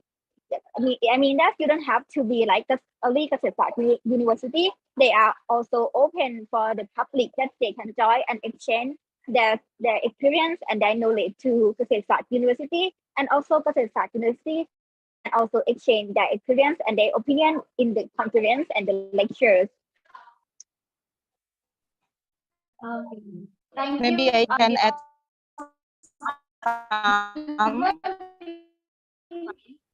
yeah, okay. So because it's a little bit different, I'm a full degree student, but for food science and some other major, we are only by research, which means we don't have any course in the class. So that's a little bit different. For Kasetsart University, especially for International Student Center, if I'm not wrong, ISC, they provide a lot of activities that I ever joined one time, the cooking class, and also that we can do it here. But the most important thing is I got so many experience by just living in here, because I can study like other cultures, other people with their what is that like the attitude, also like how they talk, how they present everything, and so on. And I also want to notice that so many IPB students that continue study here. So you guys, I just want Thank you you for to the express yourself. sharing. Yeah, thank you for sharing with us. And I think we have the same teaching and learning process. And I think I had like some cooking class. It's very fun. Yeah, Right? it's so interesting. Yeah. Maybe something different, but we have so many similar things. Yeah, okay, that's so interesting. Okay, moving on. I also curious how about the translation stages of your university, and is it difficult to get into your university?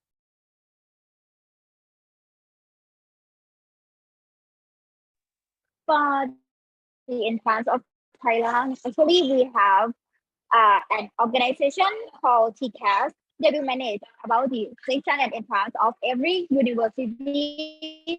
They will rank by your test score, which will open. I think that in this year they will open for 4 parts.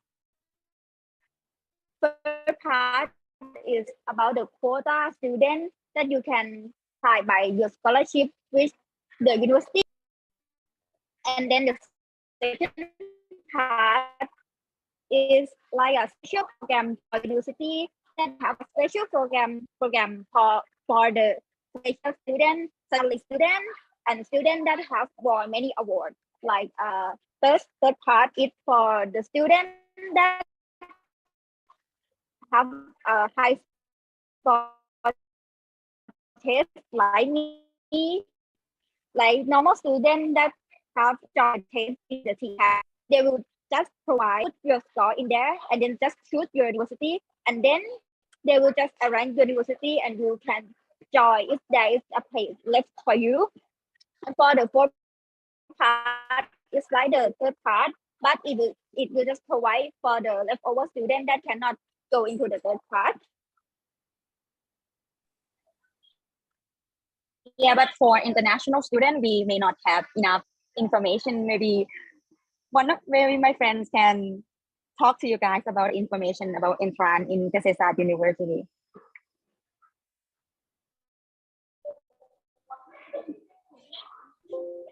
From Adiba, yeah. Maybe from Adiba want to add the answer? Okay, I think for the entrance is quite same for every university in this world because at first you need to do some registration online and then you will fill the form just like that, and then by Kasetsart Agro-Industry Scholarship.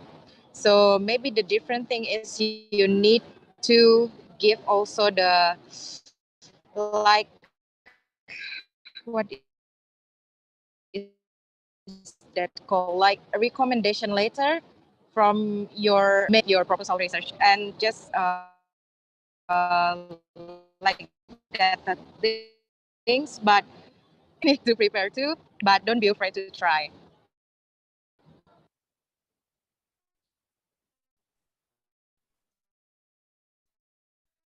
Okay, yeah, maybe we have kind of similar to entrance selection stages, yeah. Okay, we have talked from the process selection process to get into university, college life. Now we want to ask you about something important too, about a living cost for a month in Kasetsart University or in Thailand in general. Actually, for student like me, living cost in Thailand quite cheap because you are a student, you have many like a special treatment for example, for transportation like BTS in Thailand is that by train. If you are a student, you will have like a discount around 2 or 3 baht per one purchase. Okay, and for the cost of living inside the university, our university, they have like a rule for all the shop that they cannot sell the things that expensive. So most of the dish and most of the living thing that you need to use in university, they will just cost around. The cheapest start from around $1, around 30 baht Thai. Yeah, it's very quite cheap. And for example, like if you have only 100 baht, you can like live your life for a day or maybe more than that because it's very cheap. And for the dormitory, actually for Thai students, the dormitory, we have 2 dormitory. First is for the inside. The inside dormitory it costs around 2,000 baht per term. And for the outside dormitory, but it also managed by our university, they will cost like 4,000 to 6,000 baht. But if you go outside the university, which is from the like a private organization or public organization, the dormitory, I'm sorry, okay, dormitory, it will cost more than that. Actually, I recommendation to stay inside the university because they have many conventional things such as like a university bus that will take you everywhere in our university, which is free. So you don't have to spend more money than that. For me, I live. Oh, sorry. I can speak, right? Okay.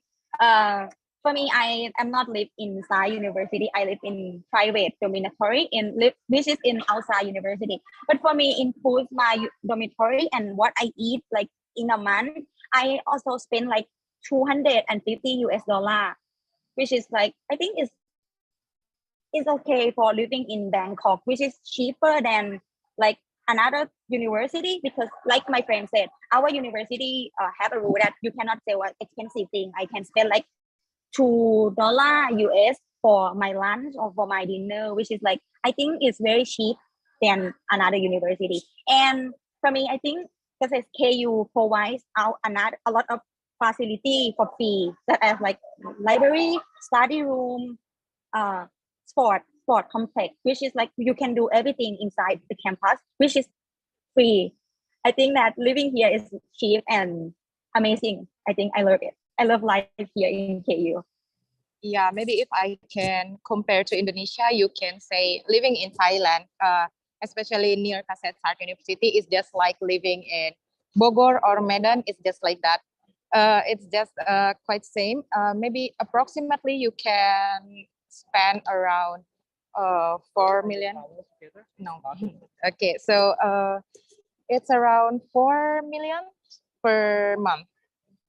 Yeah, 4 million around that. It's around 8,000 baht, right? Around that. But it's cheap, but it's really cheap. Thanks for sharing. I think the living cost between in Indonesia and Thailand it's not too different, yeah. Yeah, And yeah. they can access the facility of their university, right? And it's amazing. Yeah, it depends how what you eat and where you live.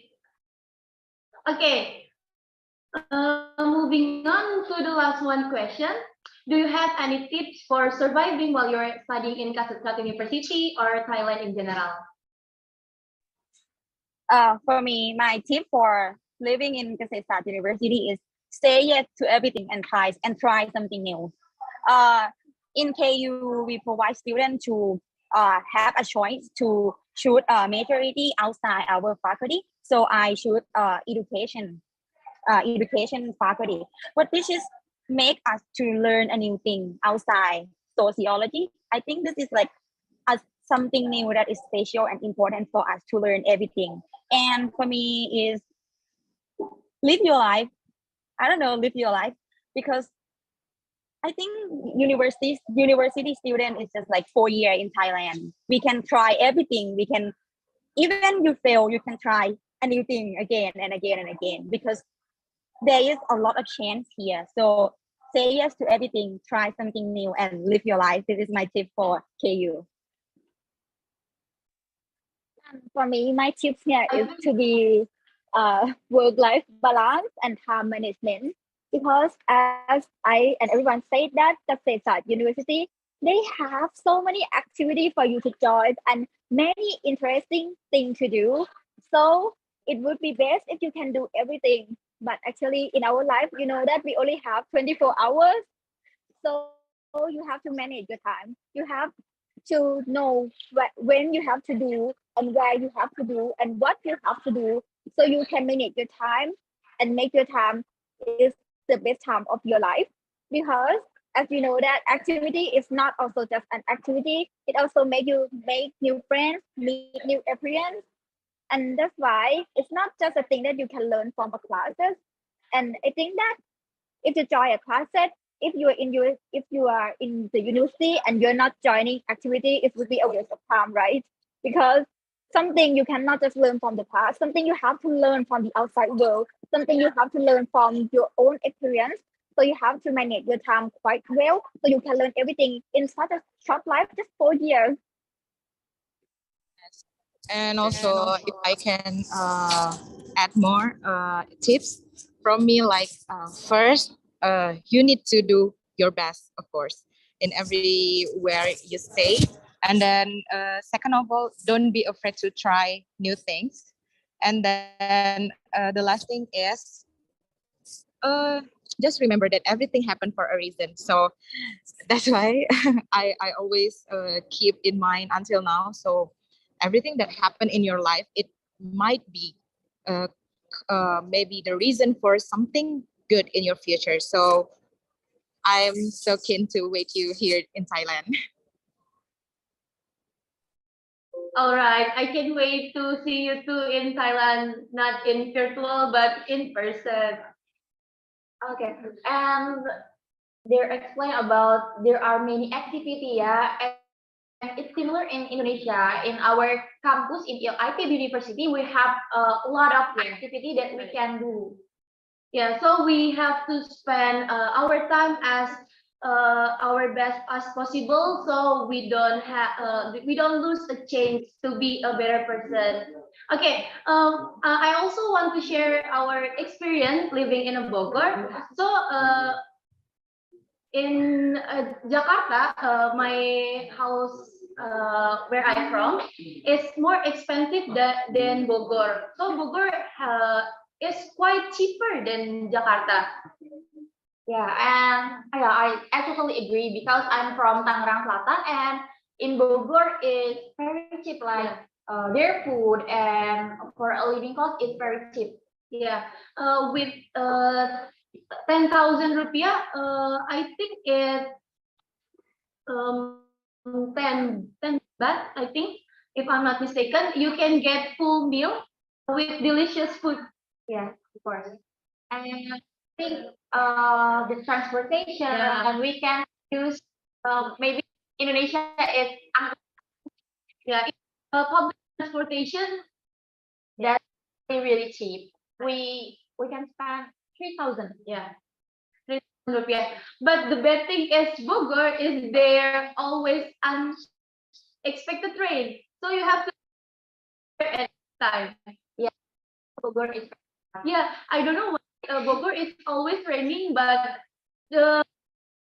it's very hot. Okay. Okay. Thank you guys so much for all the answer. I'm Regita. Now have new knowledge, different countries. University, I want go to study best Regita.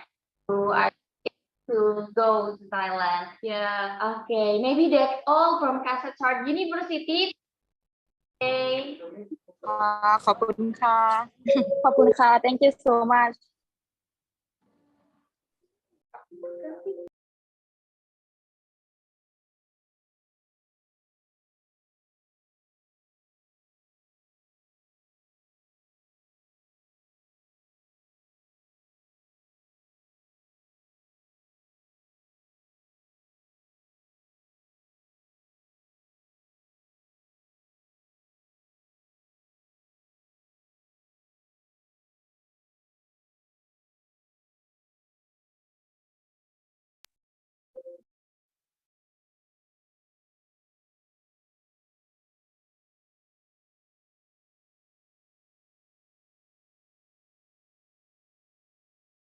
Okay. Thank you so much from Kasetsart University. Maybe what's the next agenda, Sama? Okay, now the next agenda is setting session with our friend from Universiti Putra, Malaysia. Hello, guys. Hello. How are you? Nice to meet you. Hello, everyone. Okay.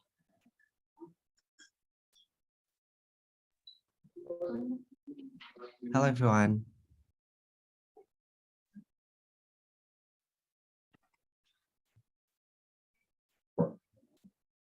Hello, guys. Hello, guys.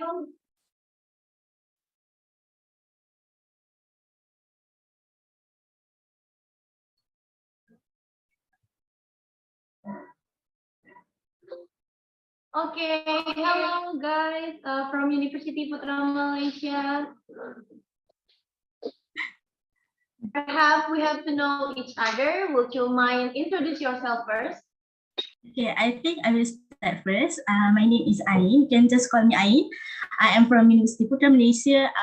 I will be in final year, third year after this, and also I'm a Bachelor of Communication. And also I am 22. Next, I'll pass to Preve or Faris. I'll go next. First, can you guys hear me? Yeah. All right. So hi everyone. My name is Preve. So fun fact, in Malaysia we have this car named Proton Preve. Just to let you know, my name was Preve first before that car ever came out. Okay, so I'm 22 years old. I'm a classmate of Ain also. I'm in my second year of Bachelor's in Communication, moving into my final year right now. And I'm from Universiti Putra Malaysia, obviously. Next, I'll pass it to Faris. Okay, hello everyone. My name is Faris Apriyadi. You guys can call me Faris. I'm from Faculty of Economic and Management in Universiti Putra Malaysia. This is my third year, and for your information, I live in Indonesia. I live in Bogor too. I live in Taman Yasmin. That's all. This one need to IPB. Yeah, the premiere for IPB. It's like 5 no, for 5 kilometer. Yeah. And it takes like 15 minutes from IPB University. Oh my God. Okay, nice to meet you, Priv, Ain, and Faris. Yeah, nice to meet you guys. Okay, maybe that's for the introduce. So I have to tell you guys, this first section is about sharing section about each other campus. So you can tell about your campus life, your daily activity that relate with study and many more. If you guys feel confused, just tell us, okay? Okay, Regita, for shorten the time, I think we'll open this sharing session. I have the first question for you guys. How is campus life in Universiti Putra Malaysia or Malaysia in general? Maybe one of you can. Okay, I think I will take this part. Okay, for the daily life, I think this is pretty common when we start the class at 8 or 9, and also we will finish our class at 4. But sometimes we have a different schedule because of we actually sign up for the subjects and not for the class. So each of us have a different schedule in a day. And after that, even though we are finished in 4, but we have extra job if we are active in any clubs or any association. So since I am active member, I am secretary for the association also. I'm the secretary for the clubs too. So I have a lot of extra works to do at night, and also I need to attend the meeting. And I think that's a daily in a day as a UPM student. Also, as a UPM student, that I find it's really interesting when UPM is really active. So whenever we are free, they will always offer us to attend any event or convention. So from this, we attend the event, also the convention. It's really taught us to get the input from that event. Somehow, even though it is not from the lesson, we also learn how to train our social skill, or how to interact with the VIPs. So that is really interesting. I have shared some pictures with Nida. I hope some of you can show it. Some pictures that I attend the conventions, also the convention that I attend with Dr. Diana. So I hope some of you can show the pictures. I already sent the slide to Nida actually.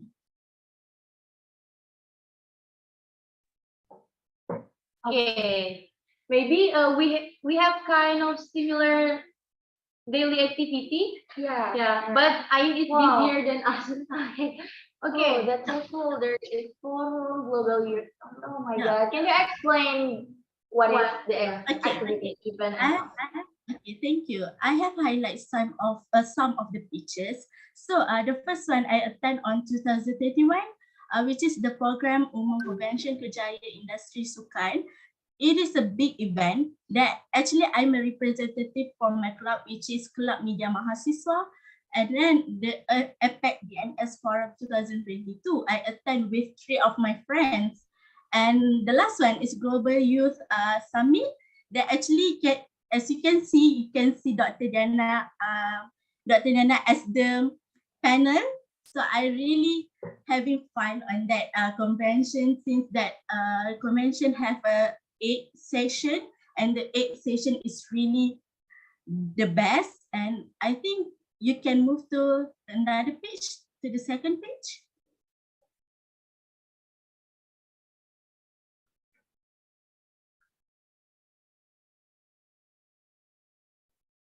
Yeah.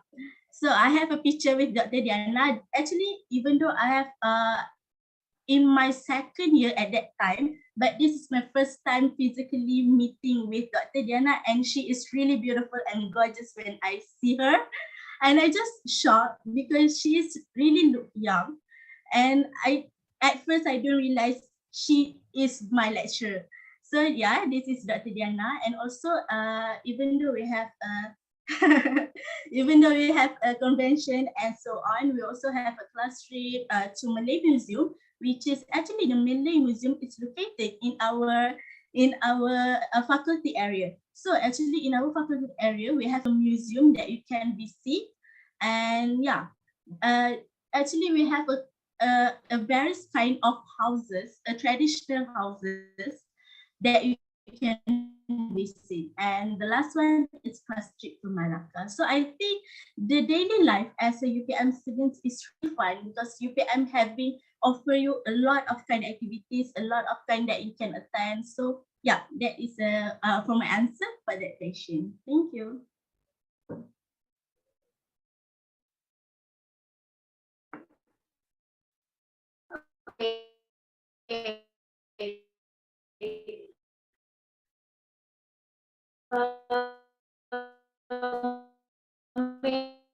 Maybe you have so many interesting activity, right, Regita? Yeah, and see you, Dr.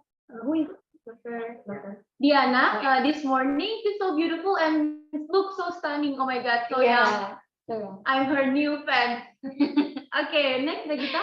Okay, maybe I also have a question. How is cultural and environmental in University Putra Malaysia or in Malaysia in general? Okay, I will try answer this question, but maybe Priv and Ayin, if you have add some more, you can. First, for me as Indonesian student, it's from Indonesian point of view. Both Malaysia and Indonesia has so many similar things between culture, food, especially in language. So it's not that hard to socialize with Malaysian friend, but I think it's quite difficult to making friend with other international students, such as people from China, Bangladesh, India, or maybe Arab. Personally, I love my Malaysian friends because I think they are so kind, smart, and active in the class. But in everyday life, I live with my Indonesian friends, and I live near campus. Maybe Priv and I know Mutiara residents. Also, for your information, in UPM we have Indonesian organization called PPI UPM or Indonesian Student Association that will provide facilities or maybe help you when you are a new student and want to come to Malaysia. Also, in PPU and PPI UPM, you guys don't have to worry that you don't have any friend in Malaysia, especially in UPM, because we have Indonesian Student Association. Also, speaking about culture, I don't think I have so much problem here because the food is totally good. Seriously, the food is totally great. I think personally, we have nasi lemak, nasi kandar, and so many things. And if I miss Indonesian food, for your information juga, I can come to Chowkit. Chowkit is kind of place that sells so many Indonesian food there. It plays in Kuala Lumpur and approximately 20 minutes from UPM. And environmentally, UPM similar like IPB ya. So many trees and the area is so wide and expansive. I think that's all from my point of view. Thank you. Okay, thank you so much. Maybe there are any additional from Priv or a Priv. Yeah, I'd like to add on something about the environment in Universiti Putra Malaysia itself. So UPM is actually, if I'm not mistaken, the biggest university in Malaysia or like one of the biggest university in Malaysia. So even if right now I'm in my college dorm, so if I look out my window right here, I see a football field. Beside that football field, I see a rambutan orchard. Beside that rambutan orchard, I see a durian orchard. So when you come inside UPM, it's literally like, I would say like a university inside a forest. You go outside of UPM, you go to the city life, you enjoy your city life and all that. But then you come inside UPM, you feel like you're in this nice getaway. You're in a forest. So it feels so comfy. It's not like hot 24/7 inside here because of the trees. Like there's trees everywhere. Yes, there is even a ladang lembu, which is a cow farm. If you like walk, I don't know, you walk 10 minutes away, that's where one of the, which factory was it? Minute Lady. I forgot. One of the milk producers, Which one, Dr. Tao? Farm Fresh. Farm Fresh. They And produce, we call it yeah. New Zealand. We're mini New Zealand over there. Because there's so many cows over there, and there's even other animals like sang kancil and also deers, if I'm not mistaken. Tiger, so fun tak ada lah. Whether you might see people dressing up as tigers, I don't know. But yeah, it's a really big university with a lot of like trees and all that, so it feels really comfy. There's even like a giant bukit we call Bukit Expo. So the environment in UPM is very beautiful. I really recommend you all to come down and see it. So that's all from me. And do you want to add anything in case I missed? I think if we talk about the culture, I think okay, I have an experience when I'm a person that never speak in English or having a conversation with my friends since I was in high school. But when I entered UPM, it's really taught me, especially I have international friends, even from Indonesia or even from China and Bangladesh. But sometimes even with my Indonesian friend, I will speaking in English. I don't know how, I don't know why they speak in English to me, because whenever I try to speak in Indonesia, they will speak in English for me. So I will just macam, okay, I will speak in English too. But it's okay, whenever we don't know the words, we will just speak in Indonesia or in Bahasa. So I think the culture or the language barrier is not too much with Indonesian friend, but somehow it's kinda, I want to practice my Indonesian language, but they will speak in English. So I don't know how to react, and I do not want to embarrass myself. So it's okay, I will just keep in English. Yeah. I want to add one more thing. One thing Malaysia is also known for is because it's very, very multicultural. Like I'm Indian, Chinese, Malay. We even have Chinese friends. So when it comes to like holidays like Deepavali, Hari Raya, we all celebrate it together. So culture-wise, we have like so many cultures here that we would be more than happy to show you guys everything. And I agree with I sometimes too, because we just want to practice our Indonesian because we want to learn it. But then I think because when we do it wrong, so we proceed with English. Yep. Yeah.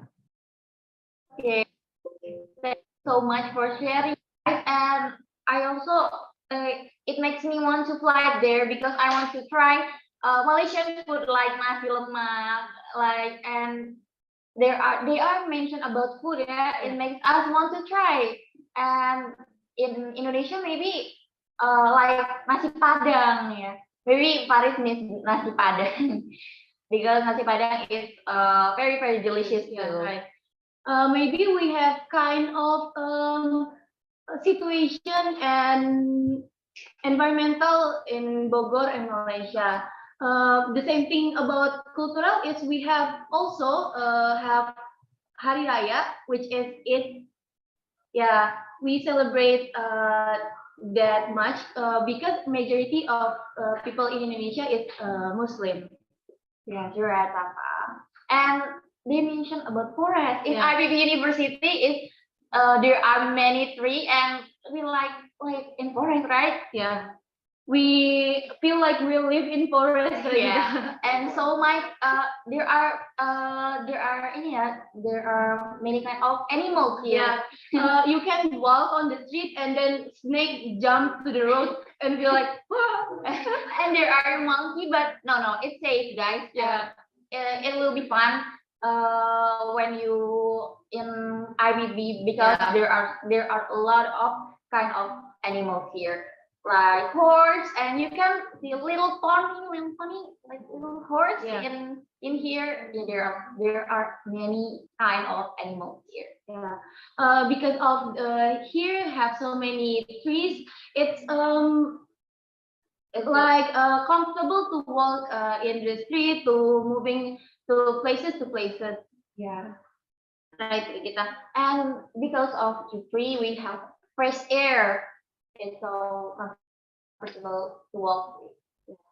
Okay. Moving on to the next question. How is the teaching and learning process in Universiti Putra Malaysia? Because in Indonesia, example, we implement the freedom of learning that we can join course from other department in IPB University or from other university in Indonesia, or also student exchange. We also can join summer course, international conference, and and many more. Would you mind explain how is the teaching and learning process in Universiti Putra Malaysia or Malaysia in general? Okay, so I'll answer this question. It's actually quite similar to how it is in Indonesia, but I think I wanna like tell you guys like how it is like when we are in classroom, right? Okay, so lecturers when they give us the lectures, I started out online because of the COVID-19 pandemic, as we all know it is. So we started out online, right? So the first 2 months we were all like adjusting how do we like go about with this. So one thing that I see lecturers doing, like even Dr. Diana, I was a student of hers before. So when it comes to giving the lecture, and then we have like, if it's related to like a story in real life, she will put that story in the lecture, and then she would tell the lecturer out. And then it makes it more interactive for us, and then we can understand it better. So there's no sugarcoating. Like if this is like what's happening in the industry, she will tell us, okay, this is what's happening. You guys need to like be aware of this. So I really, really like that. Another thing that we do is just now I showed pictures of us going to Melaka and Rumah Kampung.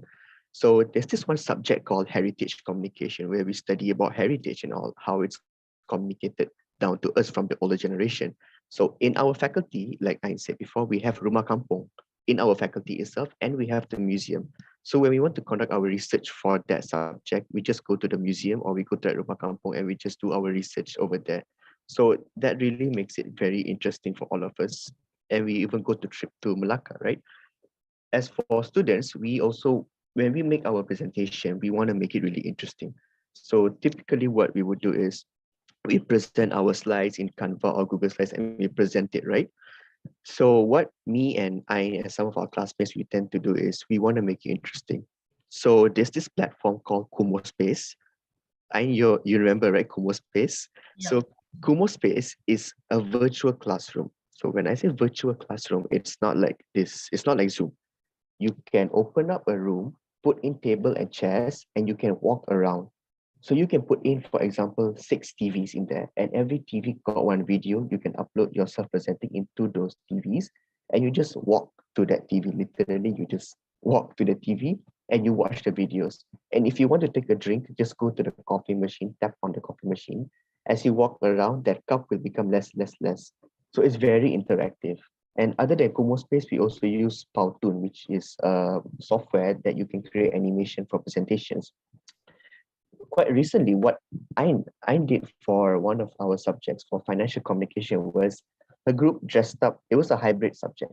So her group dressed up as Air Asia steward and stewardess, and they conducted the presentation while acting as stewardess. And do you want to tell them about that actually? Okay, actually, I have a little bit explanation for that. Okay, actually, we act as a steward, as stewardess for that. In Asia, we are wearing some kind of baju Melayu, baju kurung in red, and the theme color is red, and also we give a ticket, plane ticket for our lecturer, and it's just a simulator airplane for that presentation. And after that, we just do our presentation. But the thing is, we want to create the environment. We want to create the situation like our lecturer in an airplane. So yeah, that's the best thing about my presentation at that time. Yeah, so that another one more thing that we tend to do is, although some lecturers might not like it, but we like to add memes into our presentation. So there was this one subject called negotiation communication. So our topic was Taylor Swift versus Spotify. So throughout that Google Slides, we kept putting pictures of Taylor Swift and memes, but then those memes were related to what we were trying to tell the class, the story of what happened. So I would say the teaching and learning process in Malaysia in our faculty itself is very free. We're free to do what we want as long as we don't break any university rules. And we're grateful for the lecturers to allowing us to express ourselves in whatever way we like. So I hope that answers the question. Okay, thank you guys so much for the answer. Maybe we have to learn how to make class more interactive. Yeah, you're right. But we have in Indonesia we have a pilot project too. That it's so fun, right? Yeah. We can observation and interview to village around our campus, and it's so fun. Yeah. Also, the people around our campus is so cooperative, so we can share and talk about the issue that we talk about, and they're so kind. Yeah. Okay, maybe we can next to the next question. Okay. I also curious about the selection process to get into your university. Is it difficult to get into your university? Can you guys explain to us? Okay, so this one I'll explain it too, but oh, Paris, you want to explain? Did someone say something? Oh, okay. Okay, so I'll explain it. I'll just make it simple lah. So to enter UPM is actually very hard because it's like the second best university in Malaysia. So there's a lot of steps in wanting to apply to UPM. So first, let's say you finish your STPM, which is Form 6, or you finish your matriculation. You apply to this one management called UPU. UPU is Bagian Kemasukan Pelajar IPTA, Institute Pengajian Tinggi Awam. So that UPU manages all the IPTA in Malaysia, all the public universities. So you put in whatever course you like in which university in that 11, and you have to rank from 1 to 11 like that. And they will arrange it based on merits. So the top ones get accepted into UPM. Yeah, so that's how it is for the local students. For international students, you just apply directly to the faculty and you have to go through an interview. But quite recently, which for this year, even local students have to go through interview. So now there's an extra selection stage where you have to go for interview to be accepted into UPM. So I hope that answers the question. Yeah. Okay, thank you so much. That was many ways, yeah, for entrance selection stages. Maybe Faris want to share how you get into UPM? Okay, And for me as international student is quite simple actually. Okay, for me as international student is quite simple to come to UPM because I think UPM has a lot for international student. So we just need our report card. Report card means like rapot, nilai rapot. We just need nilai rapot. For the minimal score is 85. Then we just submit it through online. If you guys don't want to if you guys want to have a easy way, you guys can come to some agent in Indonesia that provide in entrance to UPM. So I just send my report card, nilai rapot itu through the online UPM website. Then UPM will email you guys diterima or tidak gitu. Okay, yeah, maybe I have heard some of agent in Indonesia that can deliver you into so many university in the many country. Yeah, you're right. Maybe next question. Okay, we have already talked from the entrance selection stages until the college life, until the cultural too. Now we want to ask you about essential thing, which is living cost. How much it costs for living in a month in Universiti Putra Malaysia or Malaysia in general? Would you mind explain it to us? Okay, I will share first because I'm the only one international student here because I'm Indonesian here. Okay, for me as Indonesian student, it's quite interesting. Yeah, the cost living in Malaysia is cheaper than in Indonesia from my point of view. I have a brother and sister that study in Indonesian campus. And it's interesting that my monthly allowance was cheaper than them. In here, I rent apartment and its sharing room is for 300 ringgit Malaysia, which is in Indonesian rupiah to sejutaan ya, sejutaan. It's complete with air condition and water heater. And for monthly allowance, some of us, it's more than enough with 1,000 ringgit Malaysia, which is in rupiah almost like 3,4 juta ya. And specifically UPM located in the middle between KL and Putrajaya. So it means we live in the city as well as Bintaro people and in Indonesia, or maybe in Cibubur. For the transportation, I think it's a choice for us. If you guys want to buy a car or motorcycle, it's allowed here for international student. You guys only need SIM international. But if you want to go with public transport, it's also a good choice because the accommodation facilities here is so comfortable and reachable as a student here.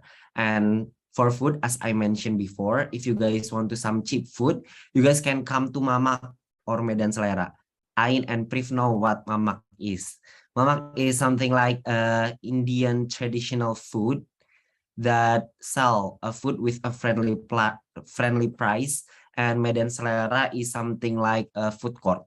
And for the range price, I usually eat around 6 until 10 ringgit, which is 20 sampai 30 ribu sekali makan gitu. I think that's all from cost living in UPM as international student. Maybe Priv and Ain want to add some you guys point of view.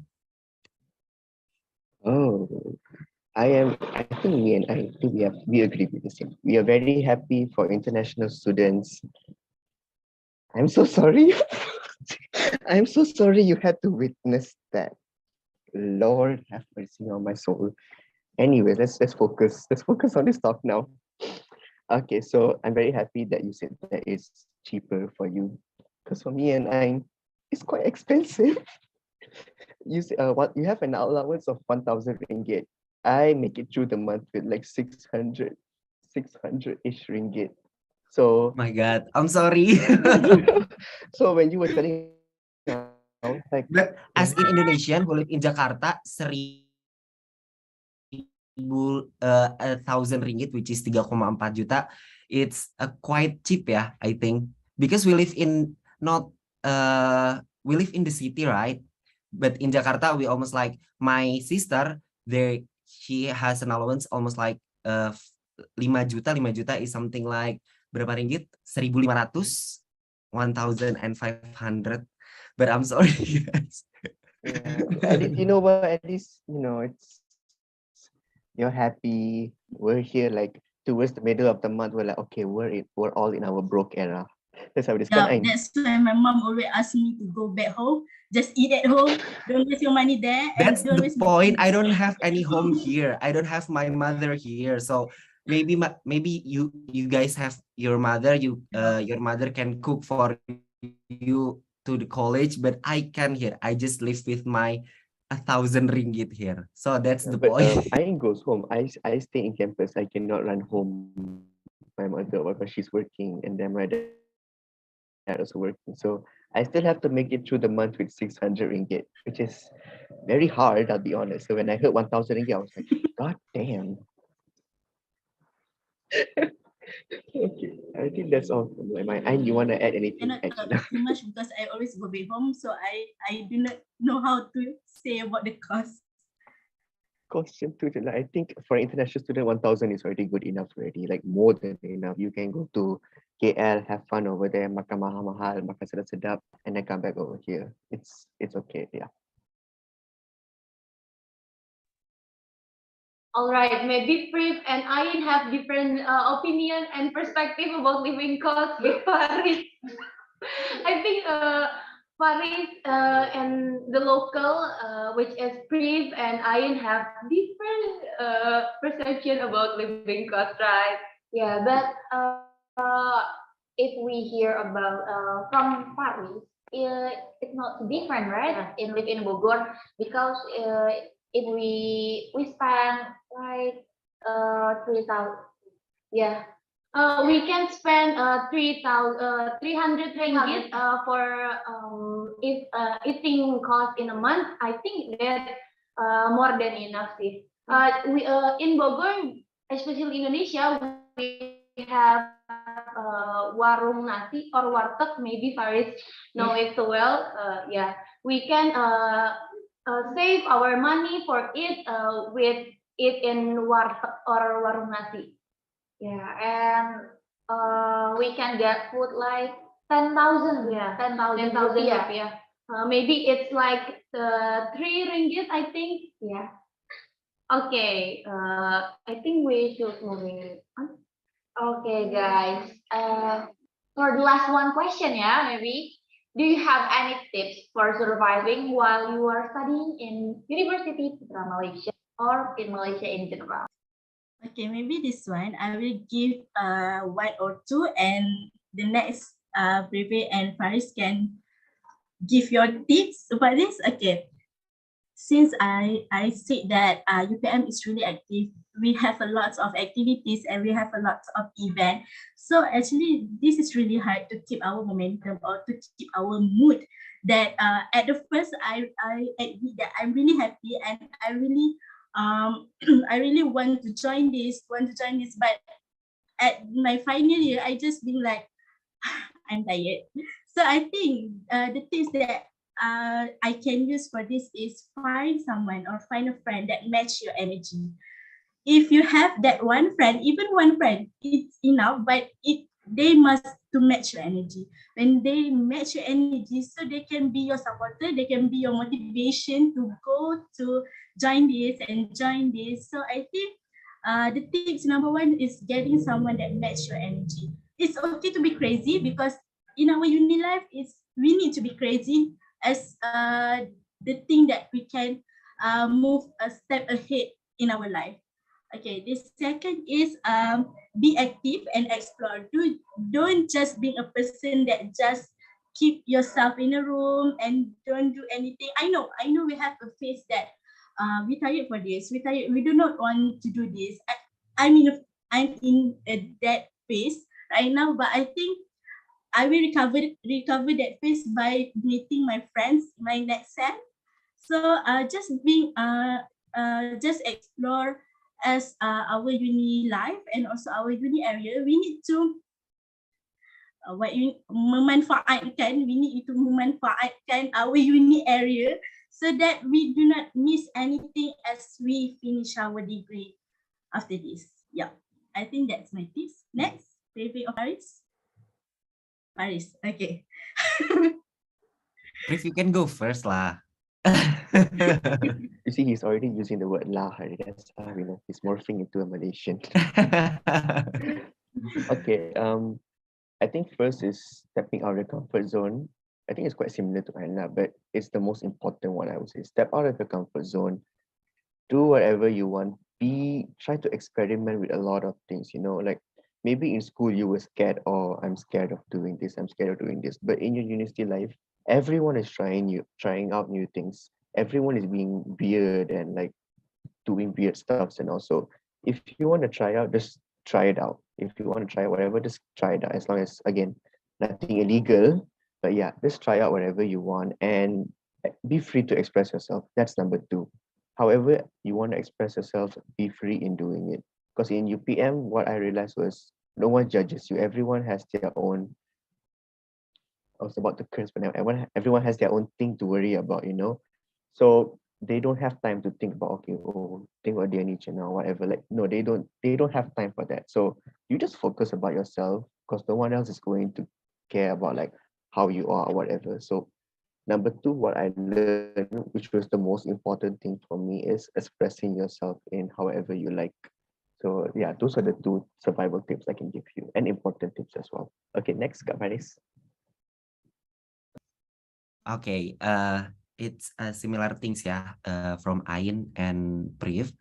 From me, for you guys, don't be afraid to try new things because in my whole life, I always learn after I've done something, after I did something, after I went something. And if you have problem with communication, especially in language, especially in English, don't be afraid. In Malaysia, I do learn how they speak in English because it's quite different between Indonesia and English, between Indonesian English and Malaysian English. Malaysian English, they do have some pronunciation that so much fast. I can explain it, but it's a quite different. But don't be worried because you guys need to believe me. Malaysian friends are really, really kind.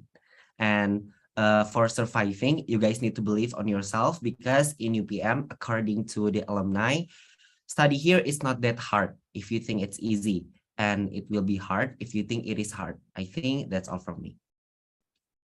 Okay, thank you so much, guys, for sharing. Yeah. So, they say, for be active, yeah, and explore anything, and don't be afraid to explore a new thing. That's great and so insightful for us. Yeah, I think it's all about the mindset. I agree with Ain. You have to seize every of you opportunity that you have, so you can be a better version of yourself in our 4 years of college, right? Okay. Okay, so thank you guys so much for all the amazing answer. Thank you, Priv, Ain, and Faris. Now I and Regita know more about college life in other country, in UPM especially. Yes, you're right, Safa.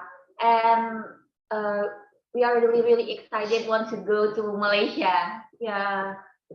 I have once go to Malaysia, and people there are so kind. Yeah, you're right, Safa. Me too.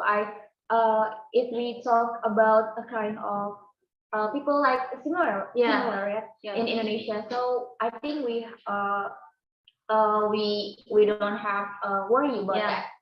Faris once mentioned about the language. I agree with you, Faris, because we have kind but different accents.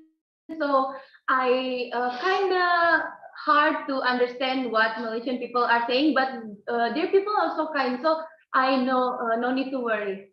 Okay.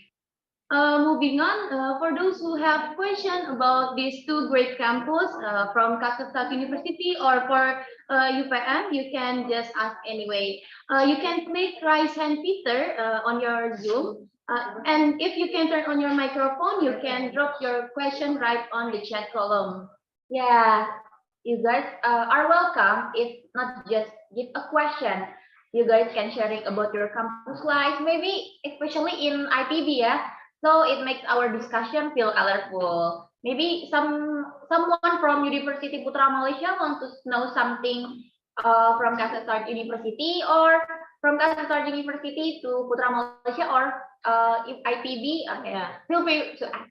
Okay, right. Also for our IPB's friend, do not hesitate to share your experience about how's campus life in IPB University. So our friends from Thailand and Malaysia could know how is campus life in IPB University. Okay. Oh, there are Abby and Angel. Yeah, there are Abby and Angel from IPB University.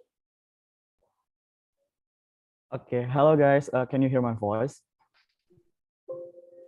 Okay. So we both want to ask to UPM and Kasetsart. The first my question. Okay. I actually want to ask to both of you guys. I'm kind of curious about the studying environment there. Did your college friends are very competitive? Because my friends in another department said that in their department it's very competitive because they see each other as a rival. No, it's kind of hard, but I don't know to define it. And then because of that, they think that they can get the best GPA. And so, have you guys ever feel your environment in that way? Maybe the next question from Angel. Oh, sorry. Okay, thank you for the opportunity. So I'm gonna ask Faris. Okay, Faris, have you ever felt culture shock in Malaysia, or especially in your college? We usually call it college shock. Yeah, I think. Okay, and perhaps maybe you have ever that itu ya, like environment or your friendship and on your studying mechanism, I think. So please tell us if you have ever felt that. Okay. Maybe that's just from us. Thank you.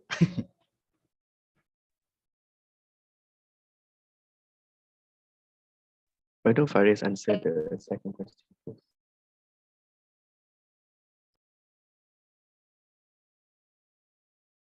from UPM first, and then Kasetsart University. I'm gonna go with second question. You go, Priv. Okay, so to answer the first question, competition, right? I think it really depends on who you surround yourself with. For me and my friends, like and then we also have a couple of other friends, obviously. We don't feel competitive at all. So maybe like last time I didn't get Dean's List or I ain't got Dean's List. I'm like, okay, good for okay, like congrats. Then this time maybe I got. So we just congratulate each other. There's no competition at all. We don't see each other as competitors because at the end of the day, we all need to work together in like performing in like group assignments and all that. So thankfully, thank God, there's no competition between us. We love each other really well.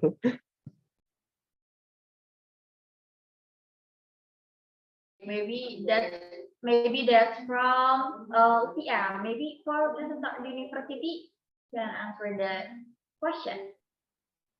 So as you asked about the rivalry in your friendship, so I have to say that yes, it's true that in our university have a high competition rank in every class, but actually in every class, every subject, the professor they have their own criteria to gauge the student that they are passed or not.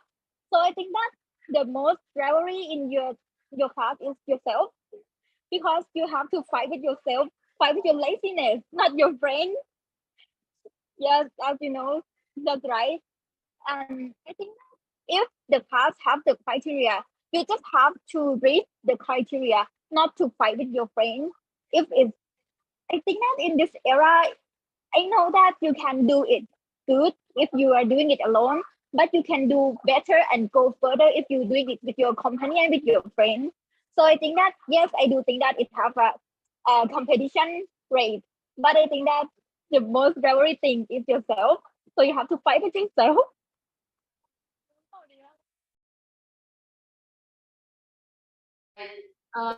Thank you, Liu and Priv answer. Abby, do you satisfied with that answer? I'm very satisfied. Thank you guys. Oh my God, that's so interesting. I'm so agree with you guys. Okay, now I think Faris can answer the Angel's question. Okay, so it's a culture shock things, yeah. Actually, in my first semester, I do experience culture shock in UPM because I can only eat nasi lemak for real because I don't want to try nasi kandar or mamak things because I don't really like how they serve the food at the first place. But at my second week in UPM, I do a lot of friends from Malaysia and from Bangladesh, and they asked me to go with the group discussion in Mamak. So that was the first time I went to Mamak. And when I first eat nasi goreng kambing, it's totally great. You guys should try in Mamak nasi goreng kambing. And for a friends, that's from the food, and from the friends, that's why I think that's why PPI exists, yeah. PKS setuju. Okay, back again to the topic. From the social life, I think that's why PPI exists, or Indonesian Student Association exists in UPM, is because when we feel like we don't have any friends, we do have friends. Actually, we do have PPI UPM, and in larger we have PPI Malaysia. But in PPI UPM, I feel like we are like something like family things because when we need help, we can call our friends from Indonesia, because I think Indonesian people is the best way to call home because we understand each other. I think that's all from culture shock things. I experienced culture shock only for a month in UPM. After that, I really enjoy everything in UPM. I think that's all.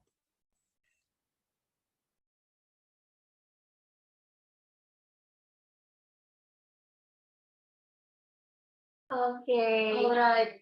Thank you so much for the answer, guys. But by the way, if uh, University Putra Malaysia or Kasetsart University have a question for IBB University, just ask anyway, okay? Okay, I think one and only problem for Faris is food, ya Regita. Yeah. He's so happy until he found mama. Yeah. I'm really curious about the Yeah. taste of mama. Yeah.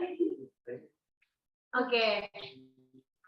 I think we're agreeing.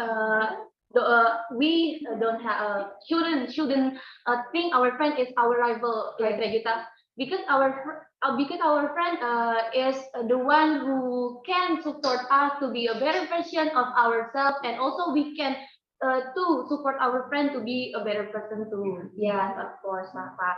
Maybe we have some question from other. Yeah, there are maybe there are participants want to know more about Kasetsart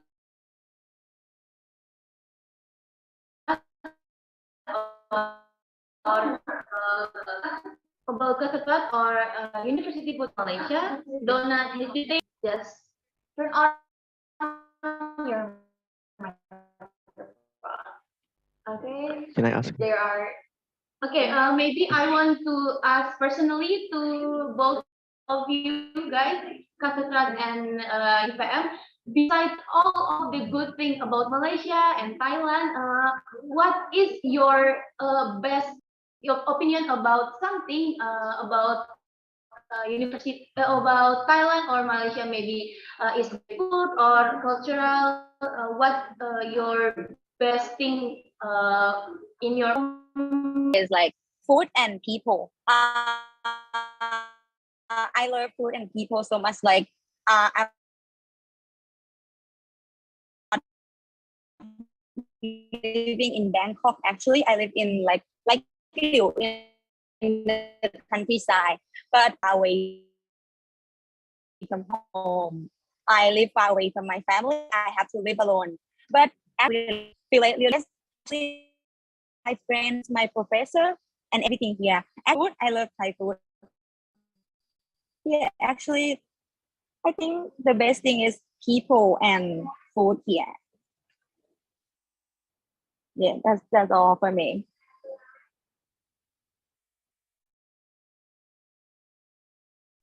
Okay. Also love Yeah, it's pretty good. Tom yum is so delicious. Like it has spicy but also sour. Yeah. Food for eating in rain. Yes. Yes, right. Thai food is have like a variety of taste, like spicy, sour, salty. I love Thai food really much. So I recommend you guys to eat some. I don't know, you heard it? Pad Thai. Yeah, Pad Thai is the best. I love Pad Thai so much. You guys should try Pad Thai. Tom yum goong as well and papaya salad, which we call som tam. Yeah, it's spicy, but it's very good. I recommend you guys to try. Oh my god. Yeah. Do you like spicy? Yeah, I like spicy food. Me too. Yeah.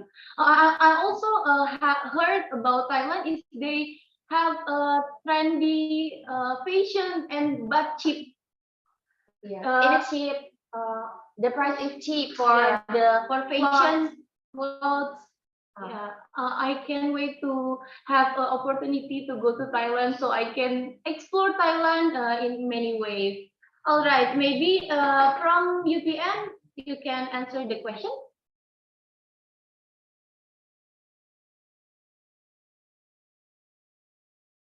Okay. Ain, you want to go? No, you can go first. Lah, tiba. Okay. Okay. So I love how we were talking about food. We were talking about food over here. It just goes back to what Dr. T said earlier, which was, yeah, I want to scroll. Malaysian friends will make you fat. Trust me. It's right. Because when you come here, the first thing that we do to all our international friends is we take you guys for food. Like what Faris said, we take you guys for mama. So in Malaysia, here, first things first is the food. Second is the culture, because let's say like I had this one friend from Germany that came here. So during Hari Raya, he went for Hari Raya at his Malay friend's house. And then for Deepavali, he'll come over to my house. So you'll be experiencing a lot of cultures over here. Like, yeah, it's really the unique part of Malaysia is definitely the culture and the food. because the food is also linked with the culture. You can have mama, which is a traditional food, and then you can have the Indian traditional food like tosai, biryani, and all that. And then you can even have the Chinese traditional food like noodles and all that. So it's definitely food and culture, in my opinion, for me. Maybe Ain, you want to add? I just want to add that every time we finish the class, we go for the food. After we finish that, we go for the food. So every time we finish something, we need food. We need food. So that is why Dr. Diana said that Malaysian friend always ask us to go for the food. And also the culture, we can blend with every traditional or every culture food. So we can eat the Chinese one, we can eat the Indian one, also we can eat the Indonesian one. I think it is right that ayam geprek Indonesia. Ayam penyet. Penyet dan Ayam geprek. penyet. Penyet geprek. Ayam penyet. Yeah, you know what? I really crazy about that. So Ayam geprek, ayam geprek. ayam geprek. Yes. Ayam geprek is super messy. Like I can really put everything for ayam geprek. So I think about the culture we can blend with everything. Yeah. Okay, I'm Oh, totally sorry. agree I with want to I am add one more thing. in Bogor. Sorry. I just want to add one more thing about Dr. D also mentioned this teh ais ikat tepi. You'll be seeing students walking around with this packet of drink called teh ais everywhere they go.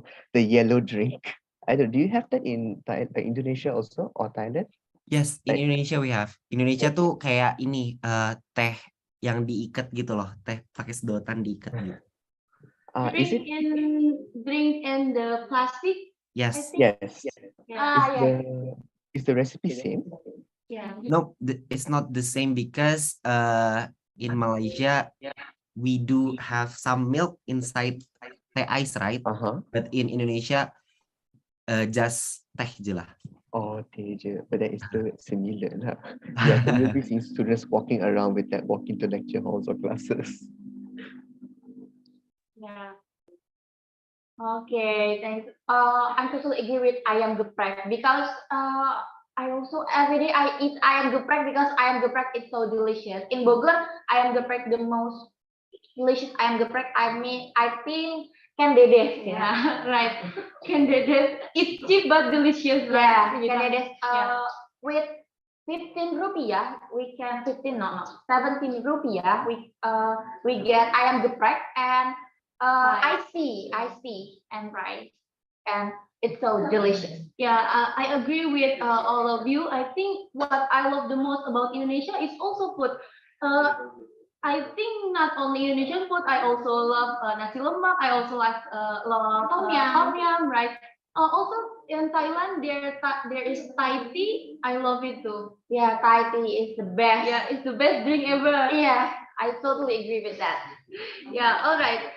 Thank you guys for the answer. I think I've heard Miss Dr. Diana want to ask to student to Dr. Diana. You can ask it. Okay.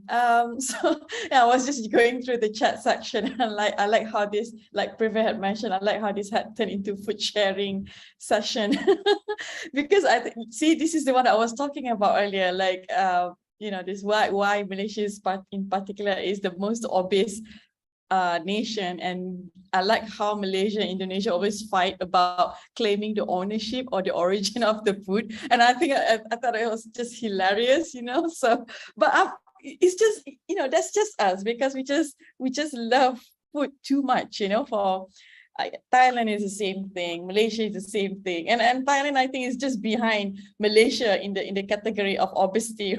Right, Thailand, I think Kasetsart might want to come from it because they have nice Thai, what do you call that, the fragrant Thai rice, because my best friend is from Thailand. We used to live together as well while we were in the UK. So the Thai people are always particular with their fragrant rice. They were like, no, don't mess with my rice, and they only buy that. So that's what I find very interesting. And of course Indonesia has, I love Indonesia. And the last time I visited Indonesia, you have, I don't know, I find it there's something a bit quirky about Indonesia itself, but I've been to Jakarta. You have this, I tried all these interesting like warung, Indomie nuclear. You know, like you have like a level of spiciness. So that's like, I don't know. This is just when I went to Indonesia. Then of course, you know, like you have nuclear level, time bomb level. You know, like yeah, Indomie. You know that level of spiciness going on in Indonesia. So I thought it's quite fun. You know. Okay, so it's just in terms of my question, like I'm just wondering, and this is question to Kasetsart as well as for IPB, do you guys do student mobility or exchange in general?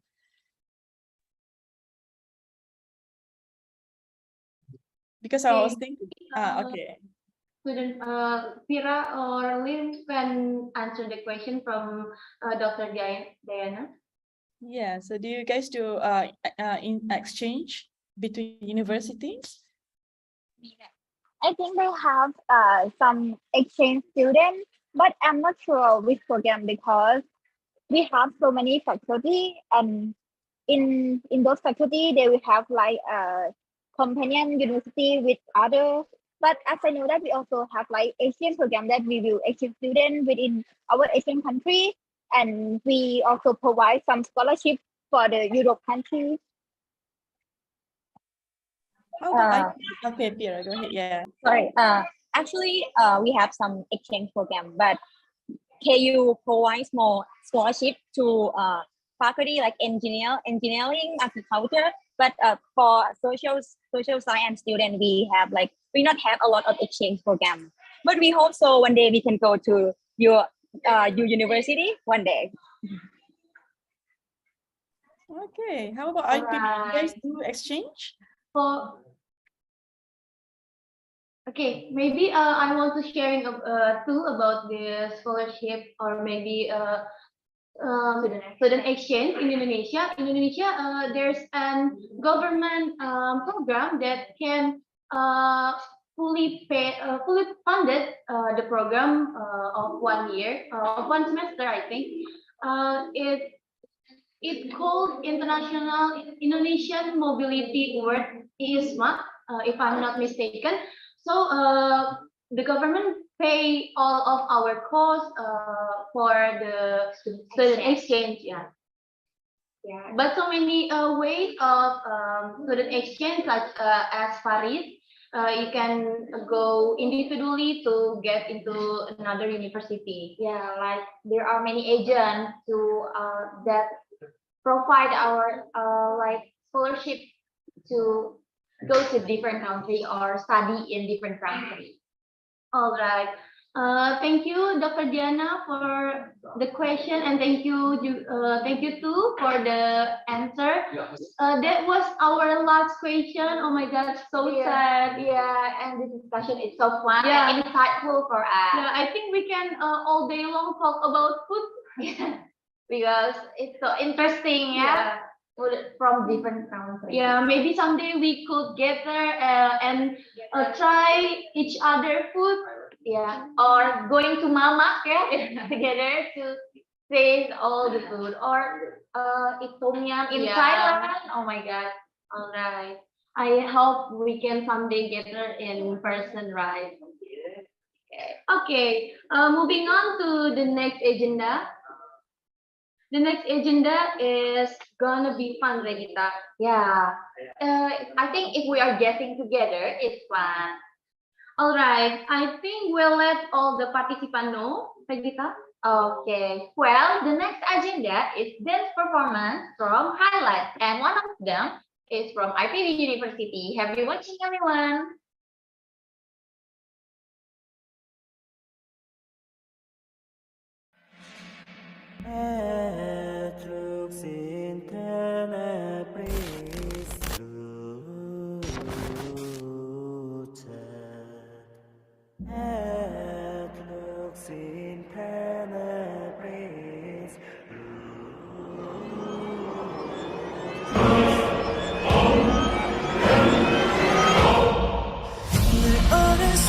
가면 뒤에 가려져 있는 소녀의 눈빛과 같은 반짝이는 부쇼 한 번쯤 철없이 굴고 싶었을걸 네 가슴 안에 사는 너를 닮은 그 애처럼 상태를 파고든 순간 처음 듣는 리듬이 날 찾아간 시간 나 마치 비리 부는 새처럼 너 마치 꿈을 꾸는 애처럼 자 모두 함께 나를 따라 발을 맞춰 Everybody, everybody, everybody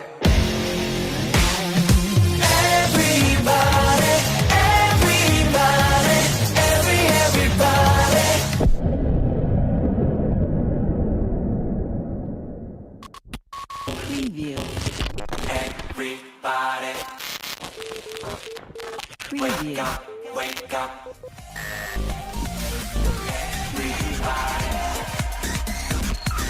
Everybody, 잠든 이 밤을 깨워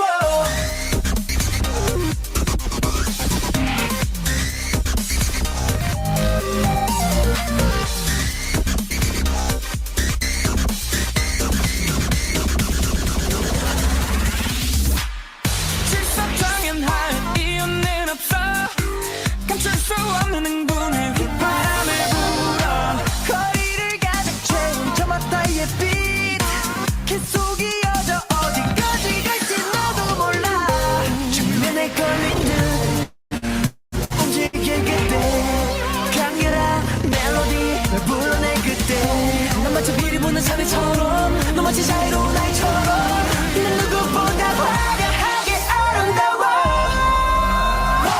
Everybody, everybody, everybody 네 맘을 흔들어 Everybody,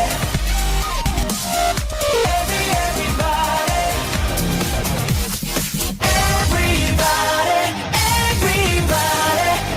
everybody 잠든 이 밤을 깨워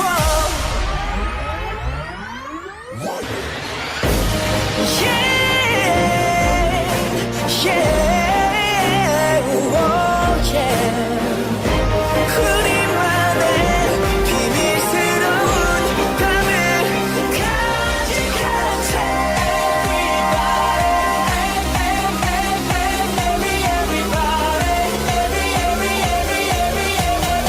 잠든 이 밤을 깨워 네 맘을 흔들어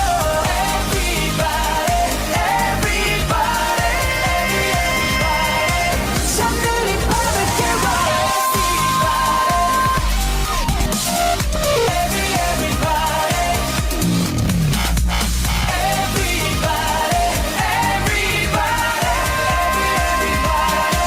잠든 이 맘을 깨워 Light on Everybody everybody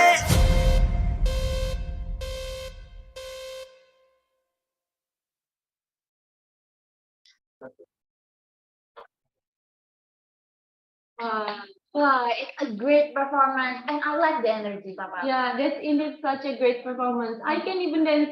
Do you know how to dance, Regita? No, of course not. All right, moving on. Now we have a link that you guys can access, and there are many available sticky notes that you guys will able to tell about your impression about this event. Yeah, you're right. You can access the link, and I can't wait to read it. Okay, while we're waiting, you guys, all the participants can drop your Instagram username so you can have a new friend from other country or you can have a mutual in social media.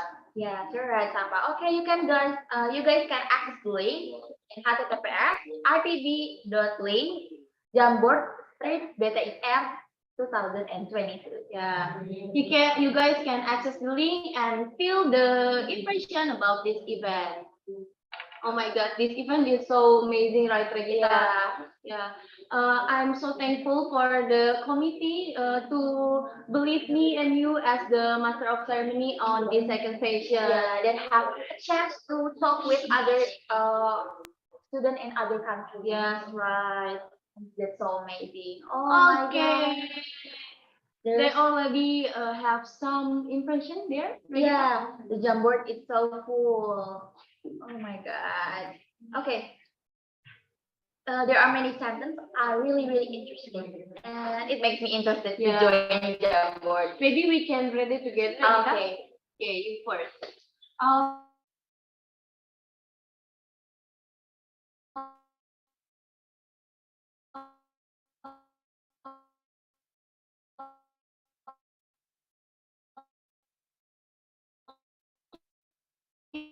Okay, there is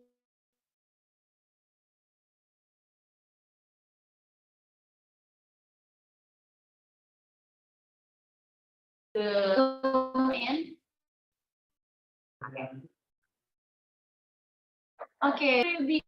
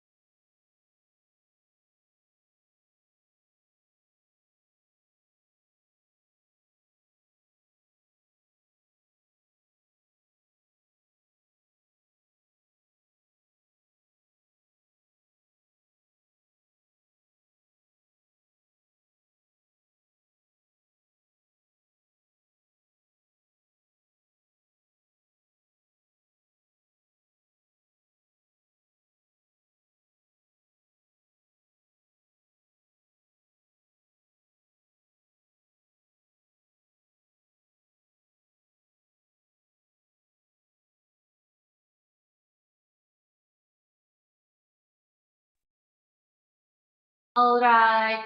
There is Liu and Pira. If someday I go to Thailand, please be my tour guide. Okay. Can we join? Yeah, I want to join too. Yeah. Okay. The next impression is hopefully we will able to always keep in touch. Okay. Oh, so don't forget to drop your IG. Yeah. Right. Your Username. Yeah, your Instagram username. Ain and Pri, please recommend place to must visit in Malaysia. Okay. And oh my God, Miss Diana is so great. Yeah, I totally agree with that. He's so stunning, right? Right. Oh my God. I'm number one fan. Okay. Nice to meet you guys. I'm so happy to join this event. Kak Faris, let's meet in Bogor soon. Say someone. Maybe Faris can visit IPB University and we can be I tour do guide. visit Yeah. IPB University twice Okay, a thank you week guys so because much for all of the impression. Don't forget to drop your username on Instagram. So you can be mutual and do not the connection is not just today. Stop today. Okay. Guys, sorry, if I can interrupt, can hear. It's no sound.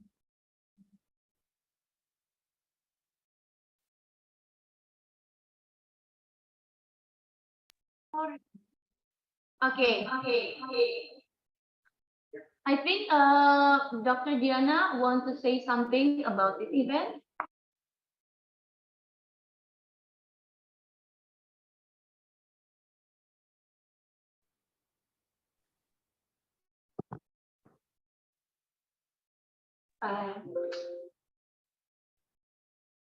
Dr. Diana, can you hear us?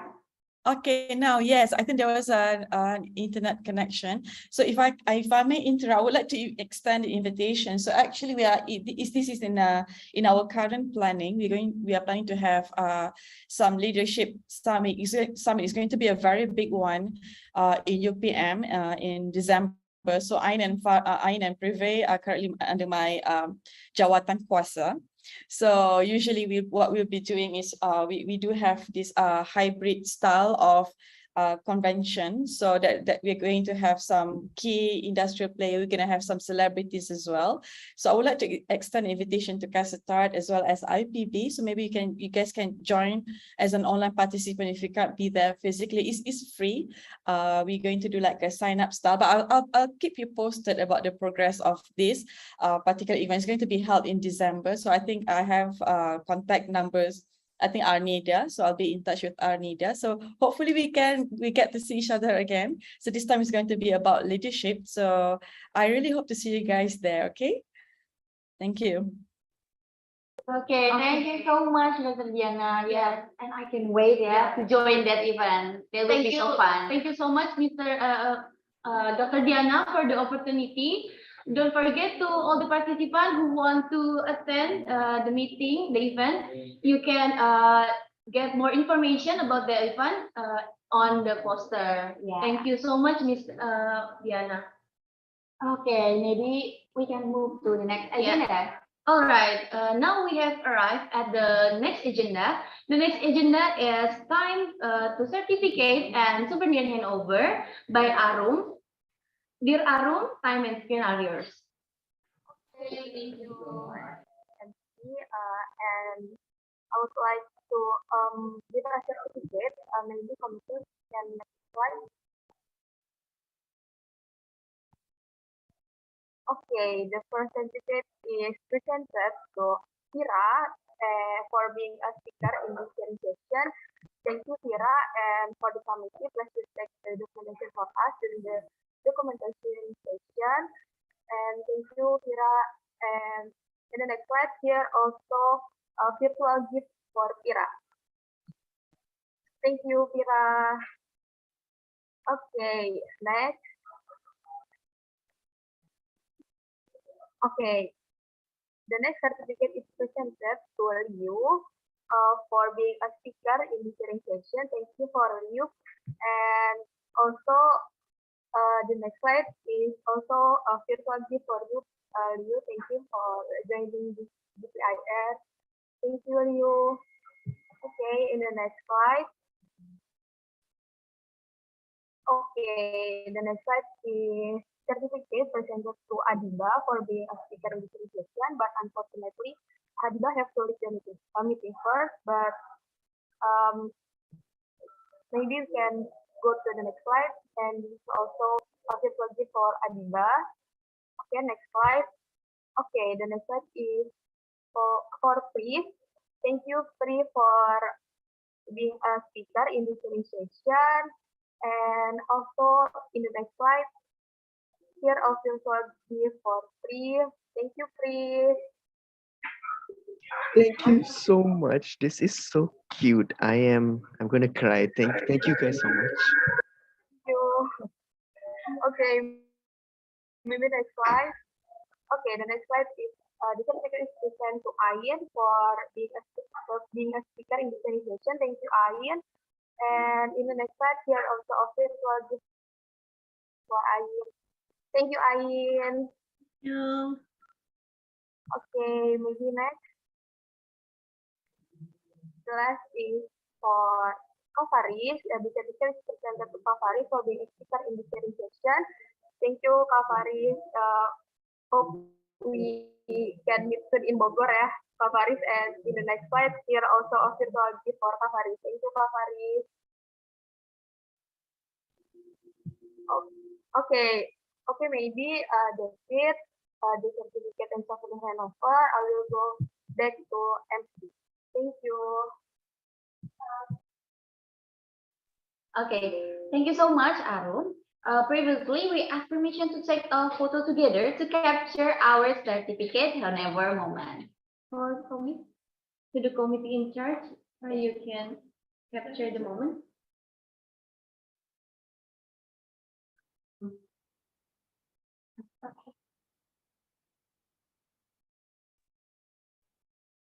Okay, I will guide the documentation. Okay, please on the camera to all participants. Okay, slide 1. 1, 2, 3, cheese. Okay, once again. 1, 2, 3, cheese. Okay, thank you everyone.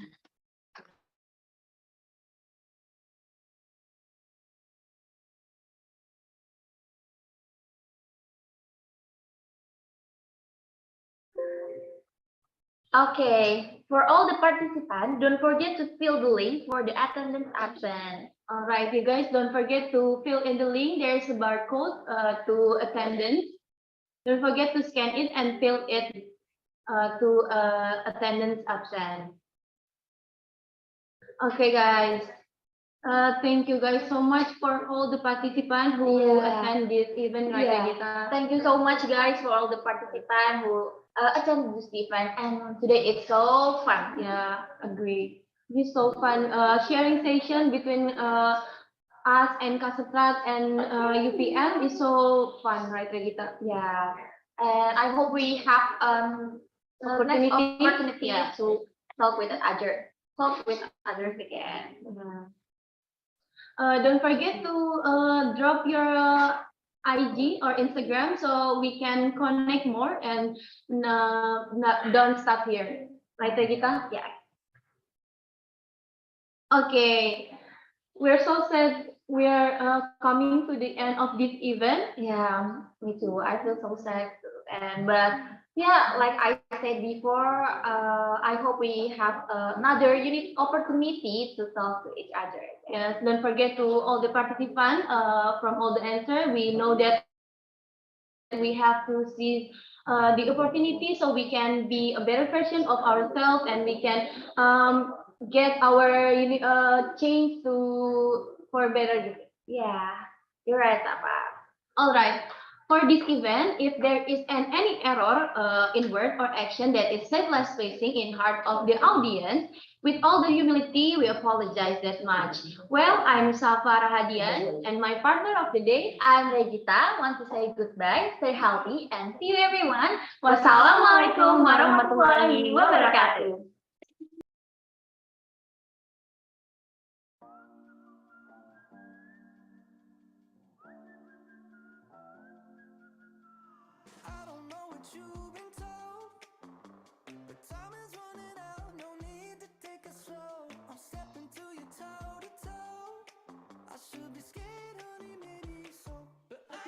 Thank you. Thank you, guys.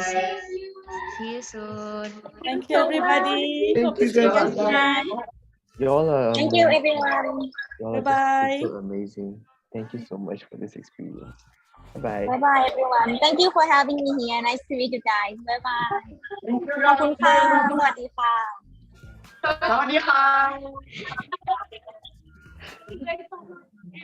Aku macam tak nak leave sekarang. Aku tak nak leave. Aku macam rindu sangat. Don't forget to follow Indra_D18.